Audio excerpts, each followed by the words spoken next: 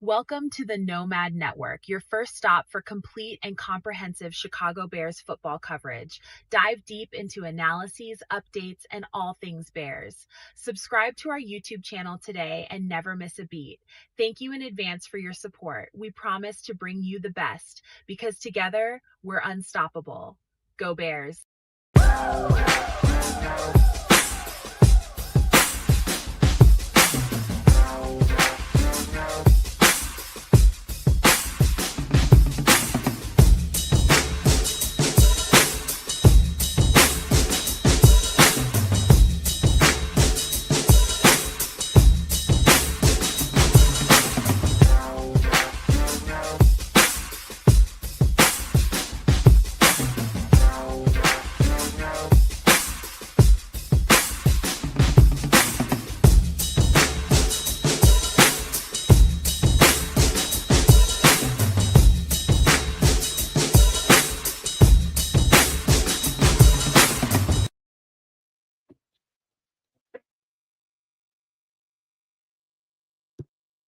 Yo, no maniacs. Welcome into another edition of almost said some extra sauce. This is Nomad at Night.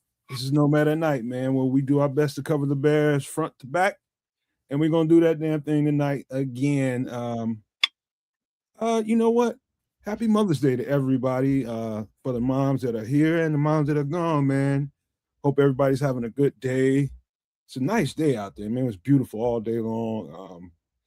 Tell you one thing, man. Barbecue grills everywhere are just, that's all I smell in the house right now, just barbecue grills. And I didn't have time really to do none of that today. I would have loved to do that, but my mom's was out, with doing a girls thing with all the moms in the world. They doing brunch and just hanging out, and that's cool, man. So we also have a special guest. My guy Foul Mouth C from Chicago Clubhouse is in the building. I haven't seen him. I ain't seen my man in about a year and a half almost.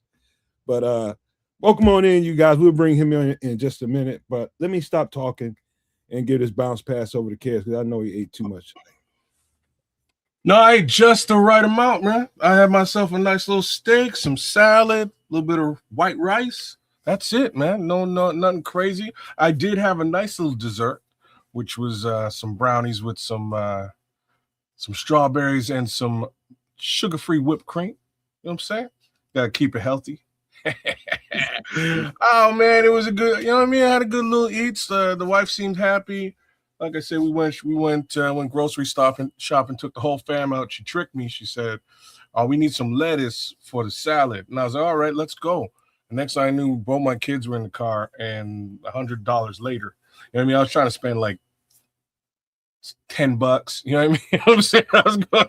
I was going there on the quick, you know what I mean? Grab some. When was the last time you've been in the store and spent $10? Be honest. You know what though? Like when it's me alone, when it's me alone, I can get to the store and get out in a respectable fashion. That's all I gotta say. All I know is I came out of there and everybody was looking at me to swipe the card. I was like, damn it, I was hoping somebody else was gonna take this. I don't know what you're gonna get for $10 these days. You might get a lettuce, dog. bag of onions or something. Shit. I'll get some lettuce, man. Lettuce costs like $3.99. That's it. That's all we needed.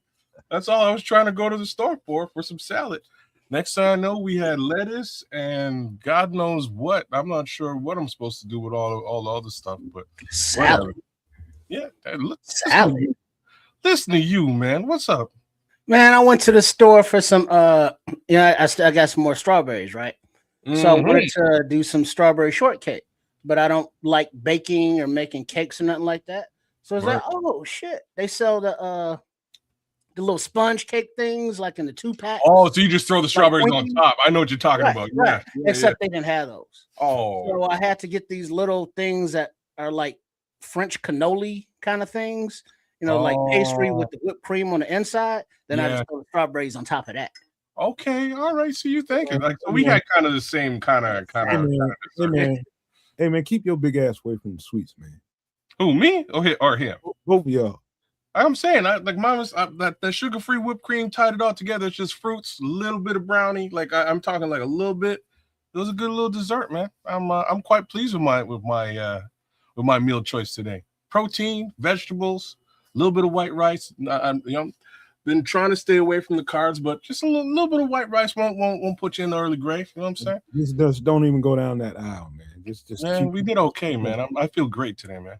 Matter of fact, I've been feeling great for the last, I'm gonna say like last month and a half, almost 2 months. Just feeling like $1,000,000. So, I'm quite pleased. I'm gonna stay at it, stay with it, and keep vigilant, man. Because You know what, man? Because this gonna tell. I'm bringing C on. What up, C? C's got a mama too, man. What up, C? It's gonna take forever, man. We gonna be cracking and shit all Hey, over. man, I'm back there laughing, man. Just laughing at y'all talking about bacon and sweets and desserts.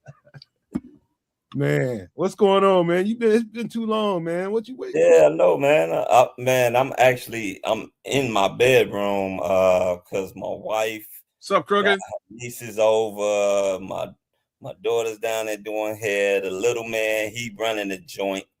So I just went and I said, all right, I'm just gonna go in the bedroom and do the podcast. Man, this is Foul Mouth C from Chicago Clubhouse podcast, man.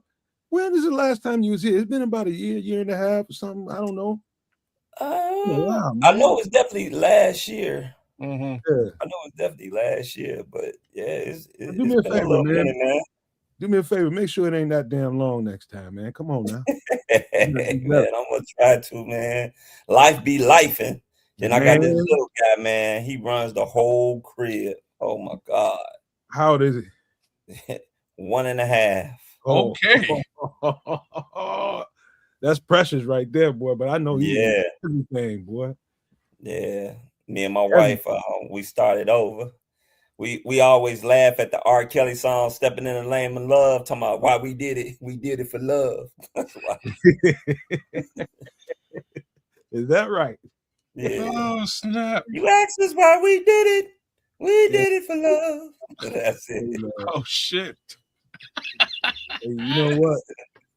1.5 years old, man. Everything is, everything is curious about everything, man. Man, taking tissue. Man, going in the sister's room, going in our room, flushing toilets, grabbing any and everything, dropping balls in the toilet, climbing on the table, dancing. I said, "Hey, boy, I'm like, what you trying to be a stripper?" Man, too much, man. Don't give him no sweets, boy. It's over with. Oh man, and his mama got a sweet tooth, so they be giving a little ice cream here. Well, that might crash him out too, right? So it ain't terrible if you need him. It you know ain't what I mean? crashing him out. No? Oh damn. Oh. Okay. You would think that's what it would do. Not with him. He fights his sleep. He that kid. Remember how we always was talking about when we was younger? You know, we got a little chick. We going over a crib. You know, she got the one little baby. Waiting for the baby to go to sleep. Man. And the little kid don't want to go to sleep. That's him. Man, you don't want to go. You put on some cartoons and be like, look at the TV, and then you sit behind them with a blanket. You all good. Man, I be trying that too. He love Alvin and the Chipmunks. He like, what's her name? Miss Rachel. Right. He see her. I ain't never seen it, man. He light up like Christmas morning for that white lady, man. Okay. I think he gonna end up marrying a white woman when he get older. I'm out the loop, man. I don't even know who Miss Rachel is. So who's Miss Rachel? Body parts on her now. I mean, is that like Mr. Rogers' niece or something?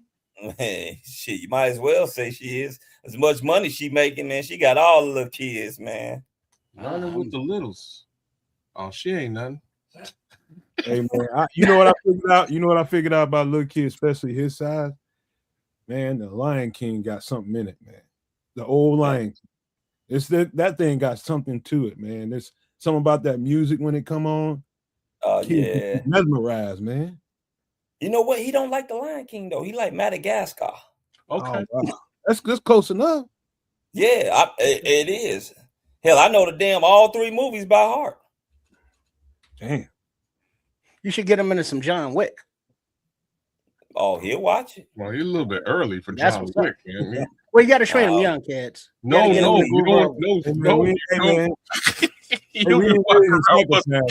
trying to raise no psychopath. We already got you, man. Hey, man. He be in there watching From. Wow. From. He watched From. Don't tell me nothing about it, man, because I'm saving it. Man.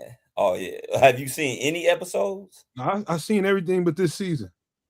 Oh, okay. Yeah. Well, I can't wait. I got a cannot couple wait, bro. episodes to catch up on. I probably ain't gonna be able to watch it till like sometime in June. I don't think probably be over around then or late this month. Oh, so you one of them, huh? You wait for the whole season to be done and then you go Yo, watch it. binge the It whole ain't me, thing. man. It's my old lady, man. She like that, man. She got a binge, man, and that's just how she is, man. There's just suspense from week to week be tearing her ass up, man. Hey, man, the things we do for love. Man, bro. I am not like that, but gotta compromise sometimes. Yeah. So, man, hopefully everybody's good in your house, man. Happy Mother's Day. Tell everybody Yeah, happy all Mother's the Day ladies, to you man. all, to all your ladies, mamas, baby mamas. Yeah, Baby man. mamas. Baby mama. Hey, you know what? Let's go and get this conversation started, man. Let me say a little something, man. So I told you guys for a while, man. I've said this a couple times. My mom's, you can only get your mother so much stuff before you just like. After a while, it's just like, what you gonna do? So you got to get a little creative. So luckily this year, man, my mother is so unconventional and ain't even funny. You know what she asked me for? A fucking sink. A sink? A sink. That's very practical. A specific one. Specific. She even got specific with the specification. A fucking cold something sink. And it's she just got that, new house that she rehabbing. That's her little passion is rehabbing houses. And she just wanted to sink. I'm just like, okay, simple enough. But I went and looked at it. That motherfucker like $400. I'm like, hold up. Man. I don't know, man. I went to I think Facebook got a good marketplace, man. If you ain't never really checked that out, man, it's a good reason. If you ain't even got no account, that's a good reason to get the account just so you can be browsing the marketplace, especially in this area, man. It's like a lot of good sales, man. You might have to travel a little bit to go scoop up something. You might see something in Tinley Park, Matson, but it'd be some nice, gently used stuff that you got gonna cost you probably 4 times less than what you was about to pay for in the store. So I eyeballed it, sent it to her. I ain't got nothing back yet, but I was trying to get it for the day, but she ain't said nothing back. So she gonna wait. Well, hey, gotta love Mom Dukes, man. My mama, she asked for a ceiling fan one year. I said, "Damn, Mom, everybody's like on central air now. You want a damn ceiling fan?" Okay. And it was dead serious once. Dead serious. Like you said, showed me the ceiling fan that she wanted. I got her one of them too, man, with Cabana fans on it one time. I'm lucky, I guess. I got away with $100 and a meal. I'm doing all right. Oh yeah, well, I mean, that's a good thing. At least your mother's birthday is not in the same month as Mother's Day, and they typically tend to fall on the same day. Well, to put it this way, so first thing first, my mama passed away many years ago, but she's on April 27, which is like a week away from Mother's Day. You know what I'm saying? So it used to be a problem. Now I just have to worry about my woman. And hey, $100 in the grocery store, a little bit of steak on the grill. I did pretty good, man. Y'all got actual handyman shit going on and a purchase. Damn, man. I got mother. Mm-hmm. I got mother, wife, mother-in-law, all on Mother's Day. Mother-in-law birthday is on the 16th of May. Mother's birthday is on the 14th of May. And then my anniversary is on the 18th of May. Hey, bro, I'll tell you one thing, man. I'd get comfortable with gift cards if I was you. Fuck that, man. That's an investment right there. Yeah, my mother-in-law's actually Mother's Day as well. So real talk, like that ain't on me. You know what I mean? That's on my kids and everybody else. I don't really gotta be up in that. I'll say, hey, give her a kiss and all that. Happy Mother's Day, happy birthday. But I don't gotta really come out of pocket in that situation. So I try to I bought mom's a cold ass little fit, man, like a little a little jogging suit. I was up in the air about getting it for a guy to the shoes and match that thing. And I was just like, all right, she opened this motherfucker. She gonna say something, but she effing dug it. So I guess she be like she's starting to power walk with her homegirls and shit that be going to church with her. And I was right up her alley. I was just like, all right then. Yeah, she dug it. She still went. That was like 3 years ago. Damn. But yeah, man. Enough of that Mother's Day stuff, man. I got enough to think about as far as that goes, man. And give y'all a tip, man. I've been hearing a little information. So if you got a yard, even if you live in an apartment, but especially if you have a property, man, spray your grass with some flea and tick medicine. Because I'm hearing strange stuff about some diseases that these fleas might be carrying. This shit, it ain't so good. I don't got all the information on it, but I heard enough to make me run and go to Amazon and grab me some stuff. I just sprayed my yard today. So if you want to know, just Google what I just said to you and see what you can find. But if you got any kind of property, whether you're in an apartment or you're in a home, man, you probably should spray at least your section if you're in an apartment. Yeah, I don't know. I mean, pets, sure, love, companionship, whatever the fuck. But, you look at pets getting up on the couch and in the bed, and it's like, what the hell's going on? And now you get the ticks or whatever yard stuff, but just in general, they're out there walking in their paws, stepping in other doggy stuff and their own stuff. And then they take a shit and then it's still on their fur and then they want to hop up in bed and snuggle with you. Hey, hold on, Trips. We got some Mother's Day generosity.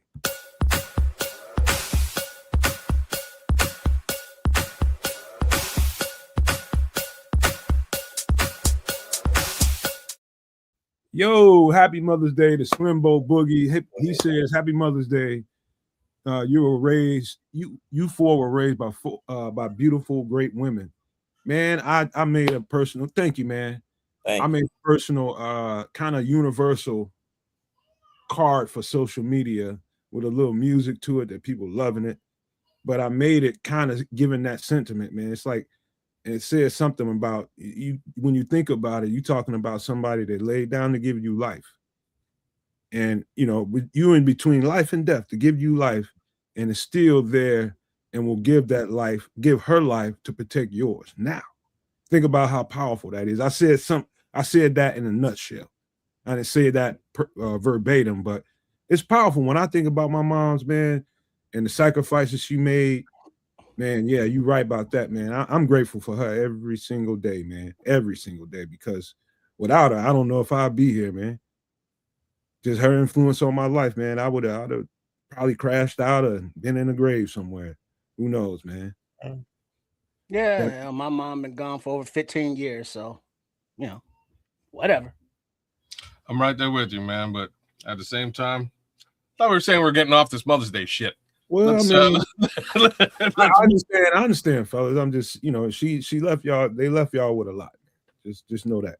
Oh, but I appreciate you, Slimbo. No question there, man. No question there. Big ups to all the moms out there. Shout outs. Hope you guys enjoyed your day and spent that time with your kids, with your significant others, and all that fun stuff. But let's get whatever. But anyway, and then people who have dogs.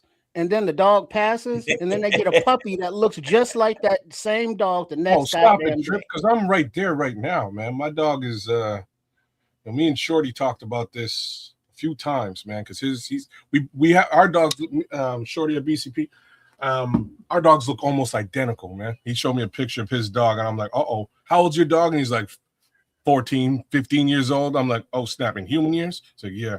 So mine's about the same.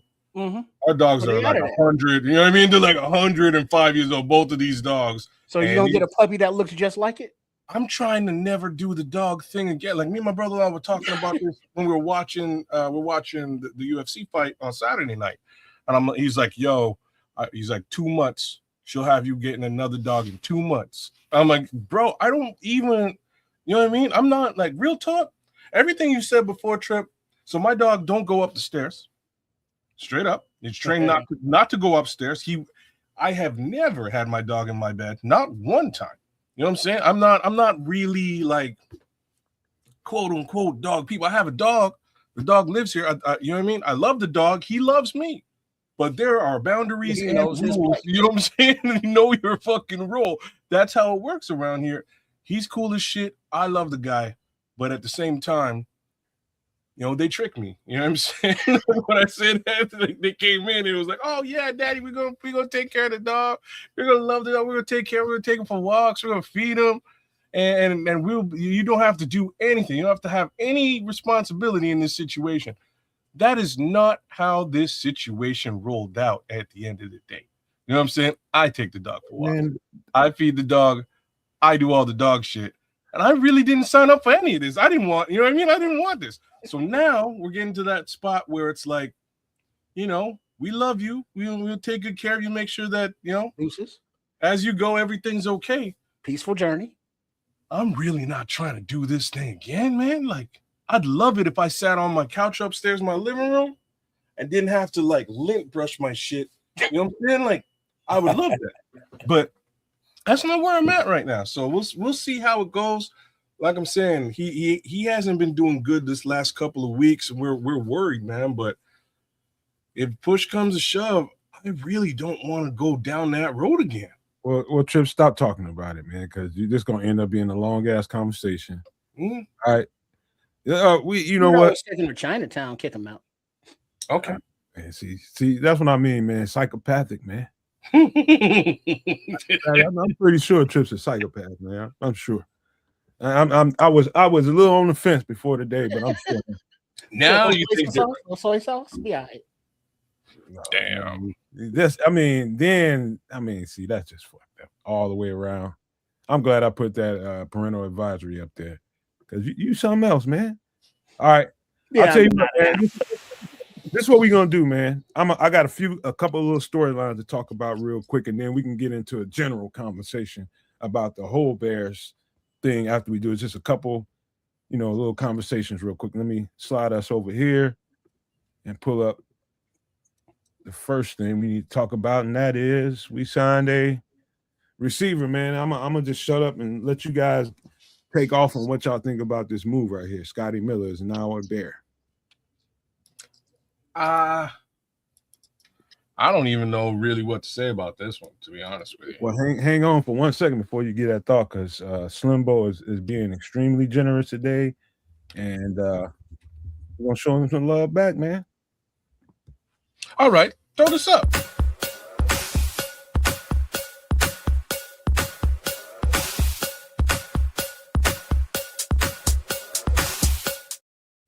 Shout out to Slim for another $5 super chat. He says, when you start talking football, I think the Bears have a gold jacket Hall of Fame coach in Ben Johnson.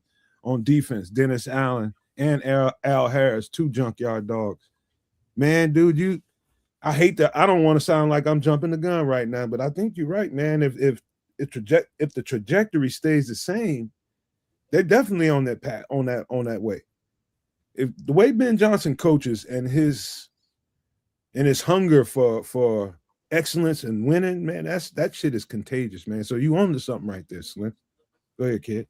No, hey, like I can't even touch that. Like that is where, look, my personal view of this year's draft isn't like it was an A+ draft. I'm just gonna put that out there publicly. I've done it. I've said it before. But what flips that for me is my faith in actually this coaching staff. I don't think we've had a coaching staff like this since Dick and Buddy Ryan. You know what I'm saying? Like, because we do, I believe in these guys. I think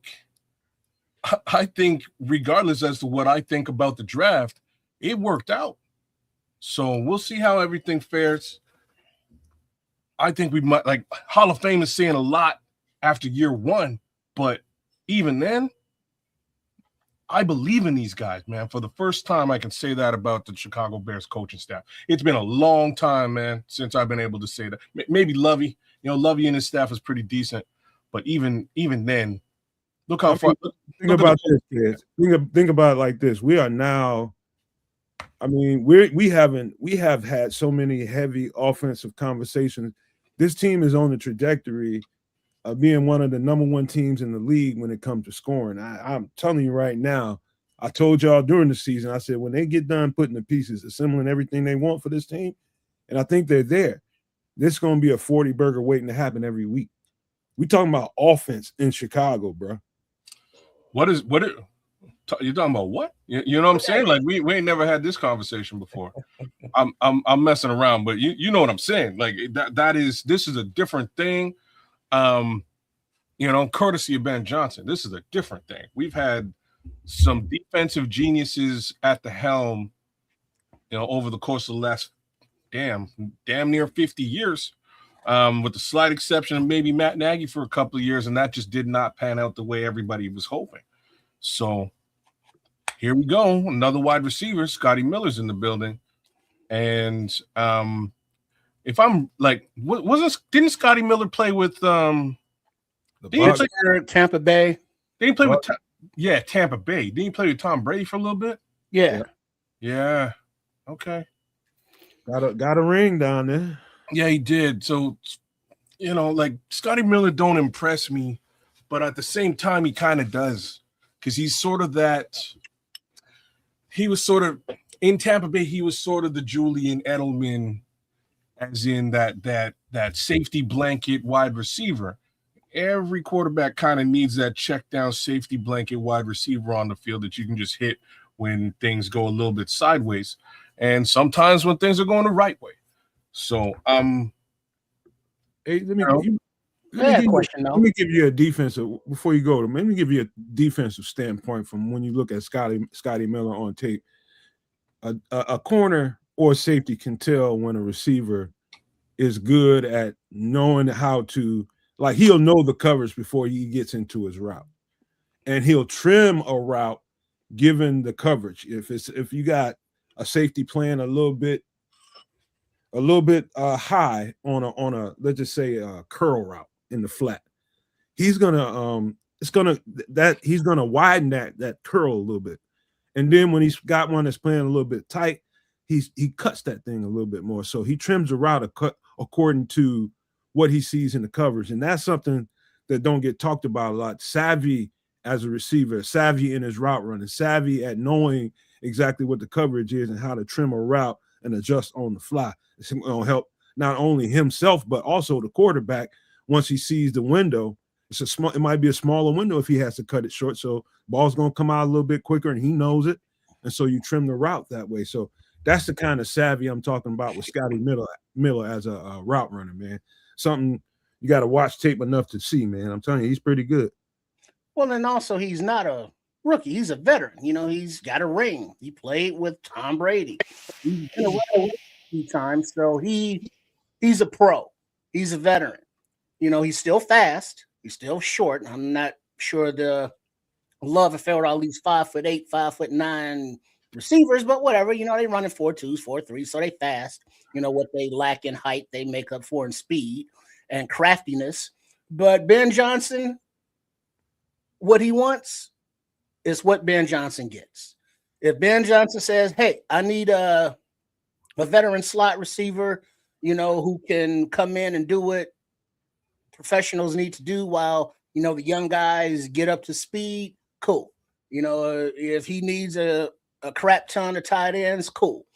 But my question is, why was Scotty Miller a veteran tryout as opposed to just a free agent signing? Because they want to just get him in there and take a look at him. Probably some, scout, coach, agent conversation. It's like, that kind of stuff happens behind the scenes. It's like agent gives somebody a call, hey man, this, that, and the third, man. Can he get a tryout with you guys? He could have just stayed on the market and waited until camp and somebody picks him up, but he might have had the intention to come here. Could have went down something like that, and they was like, all right, let's get you in the building. Let's take a look at him when we get the rookies in here. Let's see what that looks like, and then everything checks out, and then we'll offer you a contract. Because the word was that he was in Detroit previous, and then he came to the Bears and got signed by the Bears. So, if Ben Johnson wants him, sees how he can fit, welcome aboard, Mr. Miller. Welcome aboard.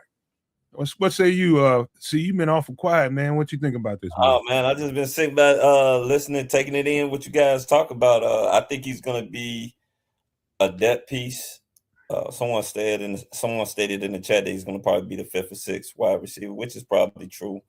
Mm-hmm. You know, they didn't. It's not like they signed him for a lot of money. I think he's a guy that, like you said, he's going to have 7 years in the NFL. So he's a veteran that knows how to read defenses, knows when they're going in his zone, know exactly what it be. He's 5'9", so you can already tell that he's going to be in the slot position. I don't know exactly what they're going to do with the new kid Thomas that they got.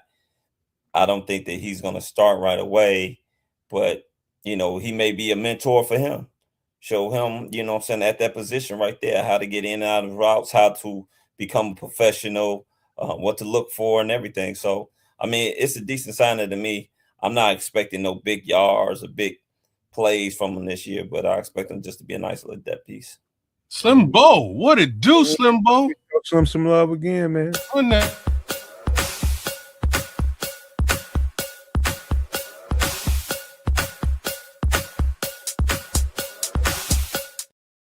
Shout out to Slim. Anybody, thank you again, man. Anybody want to read that super chat? Feel free. Yeah, I got it, man. Slimbo Boogie with a $10 super chat says this: Ben Johnson philosophy is win now. No time for a slow cooked soup. When Ben arrived in Chicago, he said, win now and beat Green Bay twice. Word up. You damn straight he did. I like slow cooked soup. I just want to put that out there. It's real good. But at the same time, man, the homie came over and he whooped Green Bay. So he just needs to keep that up. And I think he's gonna win hearts and minds, man. That's it. You know what, man? When he said the words that he thinks they can win right now, I think people probably thought of that as, okay, what else is he gonna say? You know, but when you come from a style and a system that produces really, really good results, he felt like we had the pieces here to produce really good results, and he turned out to be right. It was just about really the learning curve, which is one of the reasons why Scotty Miller is here, so that Xavier Thomas can get around that learning curve. They're buffering the situation. So, you know, if guys don't get it right away and they ain't really acclimating to the system, they know this guy knows NFL offenses, because they all run the same stuff. It's the same West Coast stuff with different verbiage to it. And so they know this guy will trim the learning curve a whole lot quicker than Xavier. And when Xavier gets there, Xavier will trim this guy's minutes a whole lot, because the same thing that happened with Luther this year. Same thing. Shout out Ron Winarski, man. Ron Winarski, you out there. You ain't blocked. You're coming up live and direct on the feed right on the show. So there's that. As far as Scotty Miller is concerned, I don't like, you know, Fal, you kind of nailed it, man. I don't see anything really special or spectacular coming out of this particular sign. I think this is much more depth, veteran conversation help the young Bucks figure out their position in on this team. Xavier Thomas, though, I think he's going to cut his teeth in special teams first. I think that's where, like, we've got, like, with him, I think it's Squirrel. Is it Squirrel? Like, we've got two cats who are running, like, potentially. Yeah, Squirrel, Omari. Those are the UDFAs. Like 4. Right, hold it up.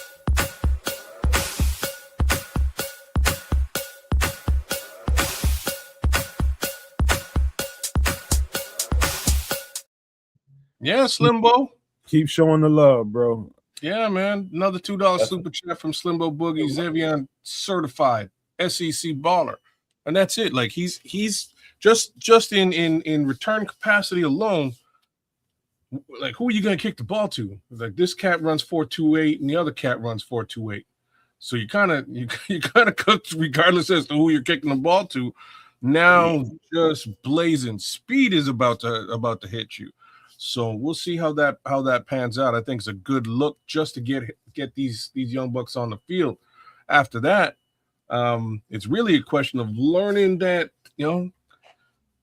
play the way that Scotty Miller plays, the way that Khalif Raymond plays, as far as Ben Johnson's scheme is concerned. And those are the two guys who are sort of going to show these young Bucks what's what. End of the day, if it transfers the right way, I think I think we wind up getting a heavy dose of Xavier Thomas just a little bit closer to midway through this season, but definitely in special teams early. Hey, see, you know what else I love about this cat? he knows his size, man. He is not afraid to eat some dirt. He gets that ball and he's eating that dirt, man. He's getting down, especially when he's in trafficked areas, man. He's getting his ass down. Yeah, That's one of the things that showed up on tape. And that's just smart. That's just called self-preservation. Yeah, you ain't gotta be no dummy. You ain't gotta play hero ball and sit up there and take a hit when it's unnecessary. Get your ass down. probably one of the lowest in the league at yards after catch, man, because he ain't playing no games. He's getting to the next game and getting the next check. Yeah. Shout out to Squalls too, Corn Squalls. He also stated that this is a kid that's Chicago land based. You know, he's from Barrington, Illinois. Barrington, He's from Barrington, Illinois. So, you know, like Squall said, this could be a dream come true to play for, you know, your childhood team. Also, we got to remember, as Kez said earlier, you got Luther Burton, Rome Odunze, you got Xavier Thomas, you got Jade Walker.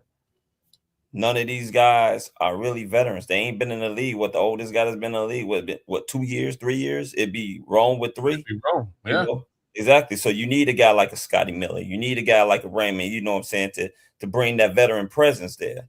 Because not too many teams going to do good when you just got at a particular position nothing but young cats that haven't really experienced too much in the league. Also, man, I think if I'm not mistaken, I think he can sub for punt returner. At least I think he's a punt returner as well. Oh, Scotty? Yeah. He can do it. He's done it in the past. I don't see him doing it for the Chicago Bears. I think he'll probably third. Don't be surprised. Third on that list. Yeah, I think he might be even a little bit further than that. But oh yeah. I think because he grew up in the Chicagoland area. I think that's why he went to Detroit and didn't sign and went to the trial with Chicago first with signing here in mind. I think he kind of favored playing at home, man, and that's always a cool thing. Look at what we get out of guys like Cole Kmet. Anyways, I think that's a cool story at the very least. What it do, ATF? We'll see. Yeah. We'll see how it works out on the field with Mr. Miller. But I like watching him in the past. I understand what he is, and he's required from a safety blanket perspective. So I'll just put that out there. We'll see how and whether they really actually utilize Scotty Miller when it comes. All I know is I do not want to see Khalif Raymond out there in preseason receiving punts and kicks. No, 1 year old. I don't want to see that, man. I think that's part of the reason, man. You got to get some of these other guys in there to get some of that work in there. Yeah, no, it won't be Khalif. Like that's what we thought when they signed him. You know what I mean? He's got special teams capabilities. Maybe he'll be back there doing that. No, that's what Xavion's here for. He's going to cut his teeth right there.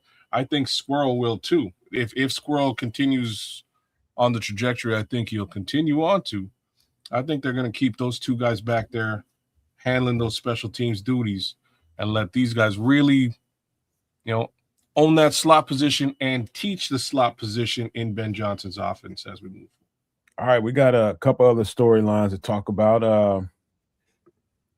So did you guys get Dennis Allen's press conference when he spoke about upcoming season? Did anybody get a chance to see that?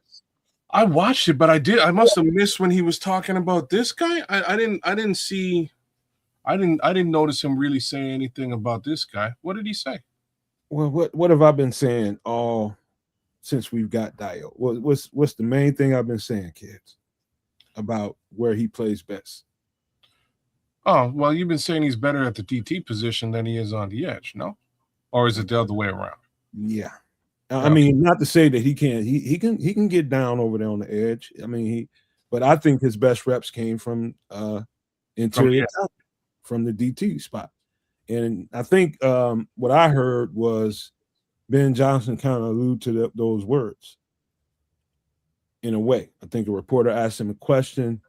And again, man, Dio's coming off of Achilles. There was quite a few questions about him and, what kind of readiness is he going to be come the season. And he was kind of vague with it because they won't know. They will not know what Dio can bring to the table until they put the pads on. he might look really good running around right now. But until they put pads on him and he's in a padded environment and hitting for an extended period of time, putting pressure on the joint, we won't know what Dial's going to be able to bring us for this year. It's the only way to know. And so, if that's them kicking him inside and letting some other people getting more reps on the outside, like Shamar or somebody like that, who is also coming back from a major injury, so be it. But I think kicking him inside is kind of probably a protection measure against, all the criticisms that's going to come if he's not right at edge, in my opinion. Well, give C a chance. We've been talking. Man. C, what do you think, man? When it comes down to day, I never quite thought about it like that before you said that, Nomad, about him possibly, them moving him inside to like saving face for him on the outside. Also, we got to remember that Achilles injury is a very significant injury. Actually, it's worse than having an ACL because, that Achilles injury, a lot of people lose their explosiveness from that Achilles injury because of so much power and torque that you're using, pushing off of that foot. So I'm anxious to see what he's going to do. We may get him back by the beginning of the season. I don't know. I know they're paying his ass a lot of money. I know that. So they're gonna have to find a way. But then you kind of think about it. All right, you kick him inside. Who losing time? Is it Grady? There you go. Is it my man Dexter? Who led the DTs and sacks last year with 6? While people poo-poo on Dexter all the time. Well, shit, 6 sacks from a DT is a good season. Yeah. Say that one more time, so people come on to the front of the congregation, y'all. All right, come on. 6 sacks from your defensive tackle is a good season. I don't care. People got this perception like I've heard people talk about Montez Sweat. Oh, Montez, yeah, he had 10 sacks, but were they significant? Every time you get a fucking sack, it's significant. Period.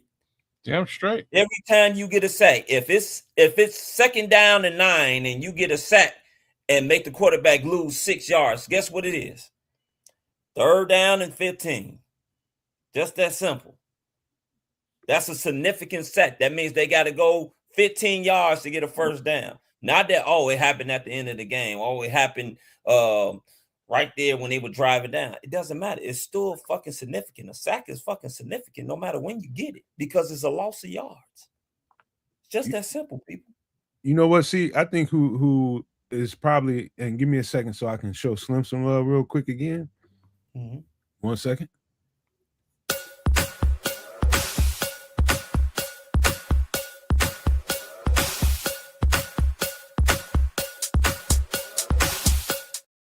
There goes Slim with the $2 super chat with some respect for Dex. Yeah. And I do think, and I'm going to be honest now, just because of the log jam at the tackle, I think he's going to see more nose tackle reps. And I think that's okay too, because he can handle that. You know what I mean? He'll be fine at that. And just remember that when you start asking, okay, we kick Dial inside, who's going to miss some reps? And it's more than likely going to be an aging Grady Jarrett. To be honest, I don't think that's who it is at all. I'm telling you, that's who it's going to be. They're going to save Grady a little bit. I don't.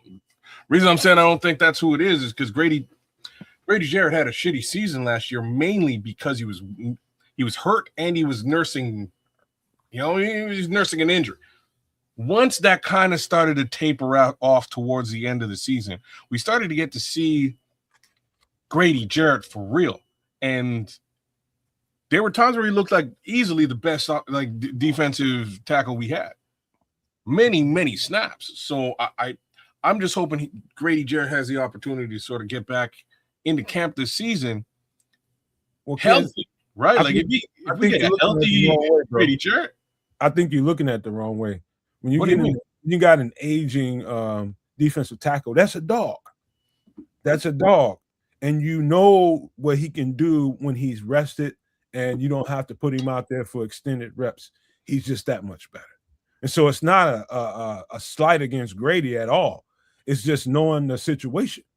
Well, less of it being a slight to Grady, more of it to me being potential that Shamar Turner doesn't see the field. Like something like we should really take a bit of a closer look at that room, because they just brought a whole bunch of bodies into that room. If they're going to take their snaps too, this is an interesting conversation. You know what I'm saying? So Dale, Dex, Grady, Neville Gallimore, Street. I'm probably slipping on 3 or 4 people. So Dangbo, Vandenberg, Garvin, Hardy, Martin, Loving, and Chroma. Okay. Damn. Hey, Slim is kicking y'all's ass.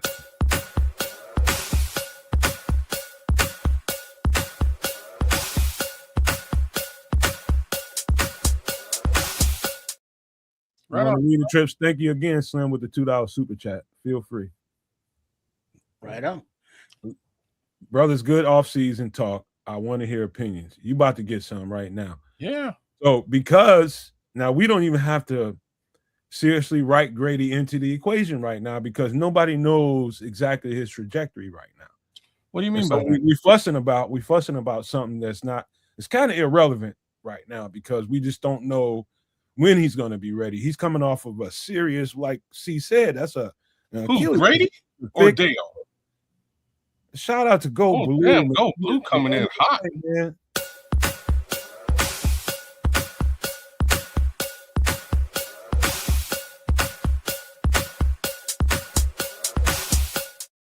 Y'all keep bringing 1985, bro. Lord knows we need $50 super chat, not even a comment. Go Blue 50. Thank you, Blue. Thank you so much. He's always in the comment section. Me and him are always talking in the comment section. And he's got great opinions on any of the breakdowns that we have about these guys, man. So every now and then, y'all check in there and see what he's talking about. So we appreciate you, man, for the love. Well, first of all, I like the name, period, because it's great to be a Michigan Wolverine. It's great. I'm glad you could see that, man.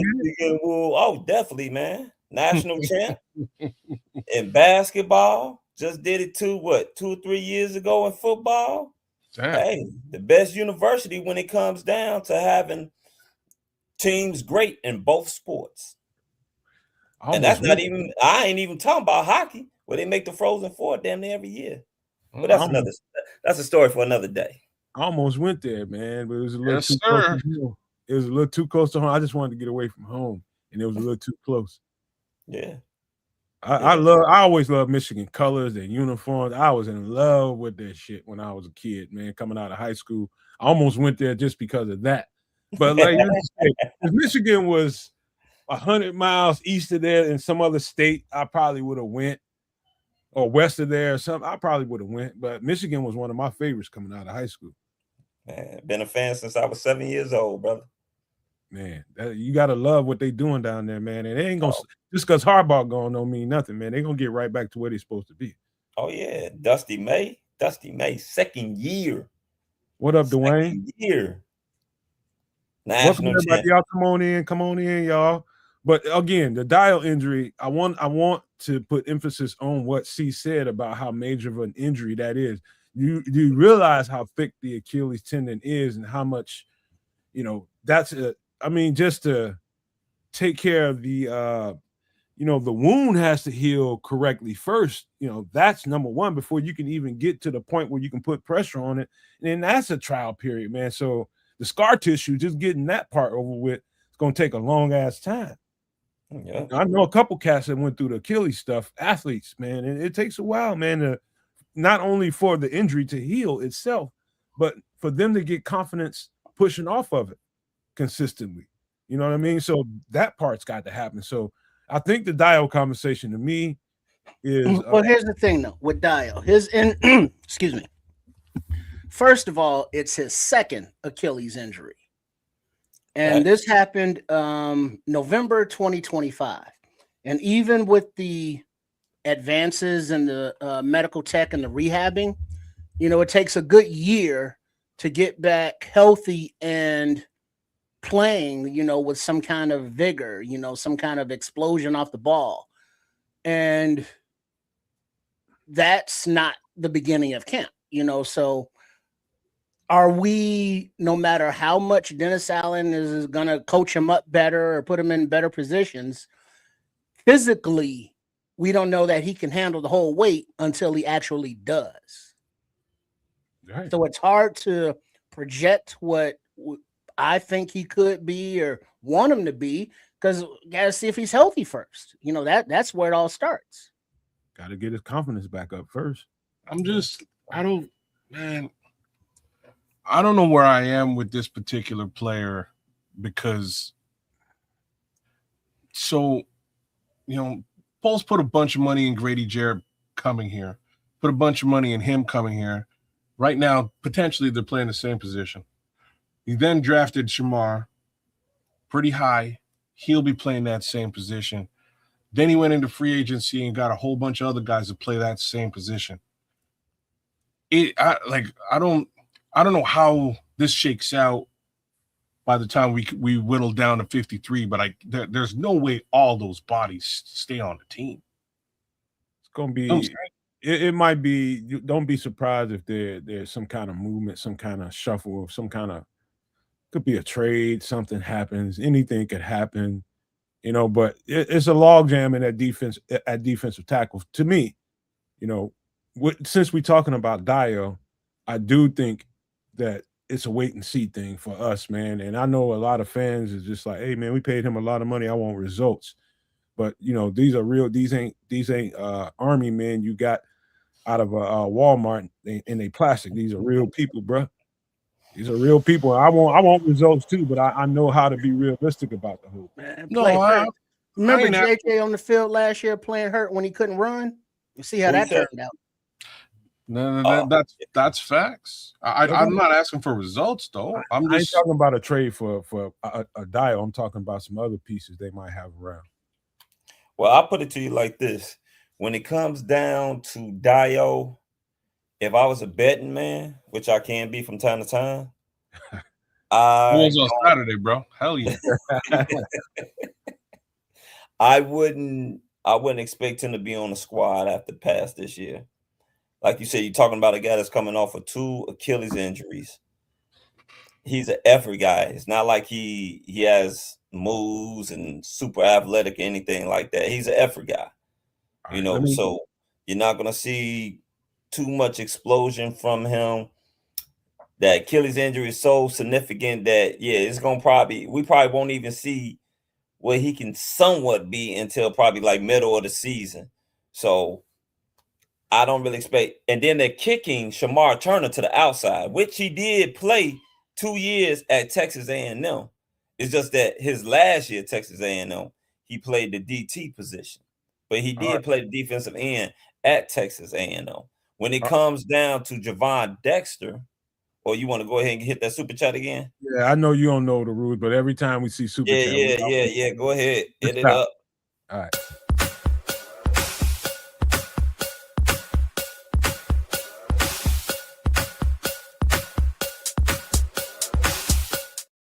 Give me a second. Let me find it. I got you, Slim. I had my mouse went dead on me. But Slim with another one, $2 super chat. He says Bears are repeating as NFC North winners. I don't see nothing in the way of that, man. Detroit's out there, but I think Detroit's a declining team, bro. And I've been saying that for a year, and I meant it. And they did decline as a team, man. But I agree with that, man. I think we are runaway favorites, no matter how you look at it. Yeah, definitely. Definitely. But go ahead, see, man. We interrupted you. Go ahead, man. No, it's all good. Hey, super chats, man. Super chats get the talk. They get whatever it is that they want. Get so the bills paid. They like Ben Johnson. They get what they want. Ain't that what we saying on here? Well, it sounds like some of these guys who ain't super chatting are saying Dale was washed. That's what this conversation. That's hard to argue with, man. Yeah, it's very hard. I mean, like I said, Javon Dexter. The Bears drafted Javon Dexter. One thing that we know about Javon Dexter, and this was even at his time at Florida, the Florida DTs are read and react DTs. They're not guys that's explosive off the ball. Just like I don't understand why Minnesota took Caleb Banks. You look at him, he's sort of like Javon Dexter. He's a guy, he's not quick off the ball. They'll read and react. Javon Dexter will probably serve best at the nose tackle position because he's so big. You think about it, he lost weight. He actually cut weight and put on more muscle so he can get really down in that 3 technique, which he was drafted for the Matt Eberflus defense, not for the Dennis Allen defense. And then you got to think about it. They talk about a motivated, I keep hearing this phrase, the motivated Dio. Well, you got a motivated Dexter because this is his contract season. He's on contract season. You damn straight. You keep going, pal. You keep going, brother. You're saying all the shit I normally say. Hey, see, you must have. See, I said the exact words during the draft, kids and Trips. I remember when Caleb Banks was drafted. I thought he was getting drafted way too high. Way too high. And you know, and I said, you know, people asked me about him during the draft process, and I was just like, it's like the same as we already got Caleb Banks in Javon. I said those exact words.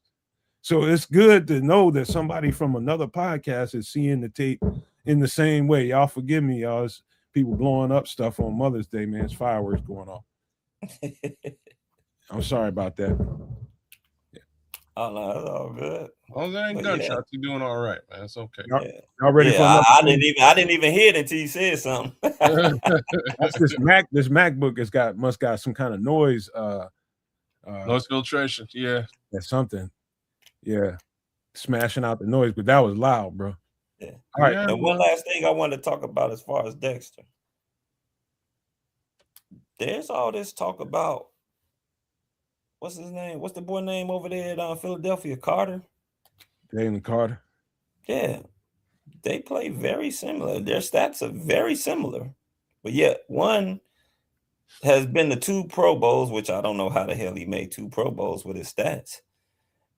And the other hasn't made a Pro Bowl, but I think he's only, a half a sack behind him? With a hell of a lot less fanfare because you know, all you about Jalen Carter. And I'm not impressed. Hey, Jalen Carter, man. One of the things, if I was to be somebody that could be a little birdie in his ear, I would tell him, bro, you better start lifting your head up when he just goes in head first. He's crashing helmets, man. He might be an early case of CTE. I mean, he don't have no regard for his head health, man, because the way he crashes into guys, like with his head, he leads with his head every single play, bro. Every single play. You have to watch that tape to know what I'm talking about. But he was that at Georgia. He's that in Philadelphia. And that's not good, man. People don't realize how much these guys, not only during the games, but how much they do that in practice too. They just constantly clang your heads, blam, blam, blam. And I worry about the young cat, man. I'm just being honest. You know, I know he ain't no bear, but I'm just talking about from, you know, ex-player to current player. Like, that's kind of worrisome, man. I don't like to see that. Patrick Higgins says maybe that's why he spit on Dak Prescott. He already had crazy. His ass already have crazy shit. Yeah, man. Fireworks, man. Y'all want to get into it? Go ahead. I was just saying, I love what Fal was saying about Javon, man, and I'm a little bit worried about the Javon Dexter situation as a whole. But you're right. Like, I think you kind of want to give him you want to give him the benefit of the doubt and the opportunity to fail. He should be getting the bulk of the snaps, period. And if that's a case scenario, the upside is potentially you have your 3 tech of the future, especially if you can prove it in contract year, right? My mindset ain't really on this particular guy at all. There's just a whole bunch of money here, and we can't really bet the farm on anything that's going to happen with him. Well, that's to close out on this area. It looks like Dex, he's a decent player, but this is his contract year for a staff that didn't draft him. So I think he's in the same position as, Tyreek Stevenson, as all of the players from the Flush regime that are still here in their contract years.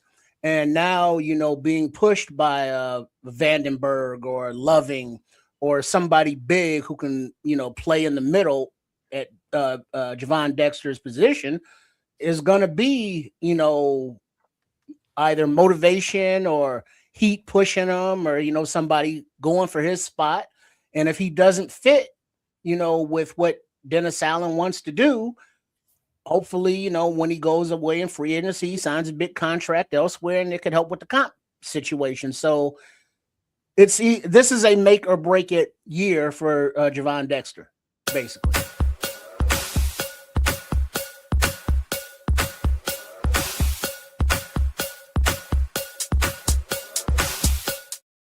Let's see. Slim Boogie with another $2 super chat. Good looks. See, Javon will be 25 October 5th. A lot of experience. Yeah. That's still young, man. That's still very young for going into a second contract. Yeah, that's not old at all. Not whatsoever. Good point. But I haven't heard Dennis Allen or Ben Johnson or anybody say Javon Dexter's name specifically at all this offseason. They brought up Dale, they brought up Shamar, maybe because of the injuries. But I've heard him talk about the free agents. I've heard him talk about the athleticism of the Vandenberg, but not once has Dexter's name come out of anybody's mouth that I heard. Hey man, it is really what they say, and it's his contract year. Prove it. That's really what it is. That's all it is to it. And, all this skepticism about him, you go to the wayside. All you got to do is ball out. That's all you got to do. But that's that conversation. Let's get to the next one. There should be plenty of conversation here because this guy is also. We talked about him before on the last show. But see, you wasn't here, man. Another guy coming off a major injury, Terrell Smith. And he just got a huge favor by Zay being cut from the team. That happened less than 24 hours after we were just here talking about it, kids. Me, Kids, and Trips was just here talking about it. Less than 24 hours later, Zah Frazier was waived. But that being said, now is wide open. Really, it is wide open for Terrell Smith, for Malik Muhammad, for Tyreek Stevenson, the battle for that second spot. That cornerback 2 spot. What you think, man? See, we'll throw this one at you. See, what are your thoughts, man? Well, I'll tell you like this. I'm actually a fan of Terrell Smith. Me too. To be honest with you, to me, Terrell Smith is the better corner than Tyreek Stevenson. The only thing is that Terrell Smith can't stay healthy. Say that shit again. If he was healthy, we wouldn't really be talking about Tyreek Stevenson. We'll be talking about Terrell Smith. Terrell Smith is just as good in coverage. I want to say he's a better tackler than Tyreek Stevenson is. To me, he seems like he's bigger. Looks like he has better hands too. But unfortunately, the young man can't stay healthy. I don't know what it is. And it's like that as the defense as a whole. I know people, and this is going a little bit off track, but I'm still going to come back to it. People have been talking about, what the Bears didn't do in the offseason as far as addressing the defense and what they didn't do in the draft as far as addressing the defense. Well, I'll tell you like this. They keep saying, oh, man, the defense still going to be bad. The defense is going to be better than it was last year if they can fucking stay healthy. Just health alone, the defense is going to be better. Right about that. He has to be one of the key cogs to the defense being healthy. I see a lot of potential in this young man, but if he don't stay healthy. Well, I'll go next, kid, since we're going up now. That's okay. Terrell Smith, when he's on the field, it's like, okay, yeah, Smitty's making a play. Now he's being carted off. We got Terrell Smith. Oh, he got mono. He ain't gonna be playing. Oh, Terrell Smith. Oh, he's hurt. It's like, nah, bruh. The what is it? The best ability is availability, and he ain't never available. So he's on that, bubble year contract. The opportunity's there, but he's not somebody that I would count on as a coach because he hasn't proven reliable whatsoever being able to stay on the field. Hey Trips, I talked to my one of my old coaches. One of my old coaches was Falcons tight ends coach, and I went up there to Flowery Branch to talk to him, and we had I was in there for like 3-4 hours. We were just in there rapping, man, and some of the stuff that he said, it's funny how these conversations trigger the thoughts of some of the stuff he was saying. Like one of the things he told me, he's like, the hardest thing what the hardest thing is for a rookie? I just I started spitting out shit. He's like, no. He's like the whirlwind of coming from college, having a college football body, and the whirlwind of being drafted, doing all the stuff that you got to do to get drafted. Next thing you know, you're in the NFL mini camp. Next thing you know, you're in the NFL training camp, and you never really able to get your body to repair and get ready for NFL physicality for that many games. And so when he said that, I had to think about that for a second. And I was just like, you know what, you're right. Like he said, like if a guy gets hurt in his first year as a rookie, he's going to be playing an uphill battle. It's going to be fighting an uphill battle from that point on until he can get healthy. Until he can get healthy, you will never really see what you saw on tape at college because he's going through the whirlwind of being drafted and all you put your body through to do that. And now you get hurt in your initial camp coming into the league, and now they've brought in another couple of guys since they've drafted you. Now you really got to fight. You know what I'm saying? So when you look at it from that perspective, thank you, Trip, for bringing that up because it just triggered that thought, and that's real. I think that's what Terrell Smith is going through right now. Exactly that. I have sort of a sideways worry about this conversation because again, I like Terrell and I can't argue with what either Foul or Triple R have said so far. Right. He's got the injury bug. Attrition is an issue with him. I think there might be a bigger situation with this Bears secondary, and we're gonna have to watch it as it plays out. We know Kyler Gordon lives in the slot. Probably one of the top 5 slot defenders, period, in the NFL, like in my opinion. This young kid, Muhammad, man, they've been playing him in the slot for the last little bit since he's been at rookie camp. And to my understanding, he's really showing out in the position. He's looking good in the position. Where do y'all think I'm going with this part of the conversation? Right. So I'm going to the more obvious look here now. Maybe they play the young draftee in the slot and they move Kyler out to the wing. Dog, that ain't gonna happen, man.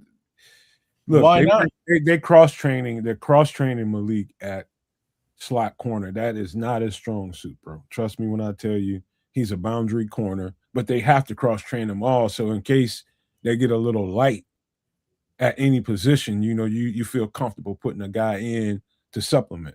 He is not going to be no slot cornerback. Trust me when I tell you. Okay. You're the corner. You would know. You know what? I actually agree with you on that, Nomad. And the reason why I say that is because one thing about Malik Muhammad, he got toasted a couple times, you know what I'm saying? Yeah. And he's not going to be the type of guy. He's not a Kyler Gordon type of guy where he can sit up there and be on those quick wide receivers. Like you said, he's a boundary corner, which is going to help him. And most of his scouting report is that, he's more of a zone corner than he is a man-to-man corner. Now, the reason why I wouldn't trade him with Kyler Gordon is because for the simple fact that I'm going to go into our secondary.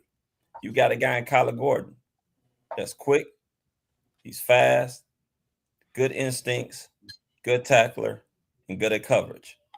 You got Kobe Bryant, fast, good instincts, good in coverage, good tackler. Then you got your rookie, Thiemann, fast, good in coverage, good instincts, and also a good tackler.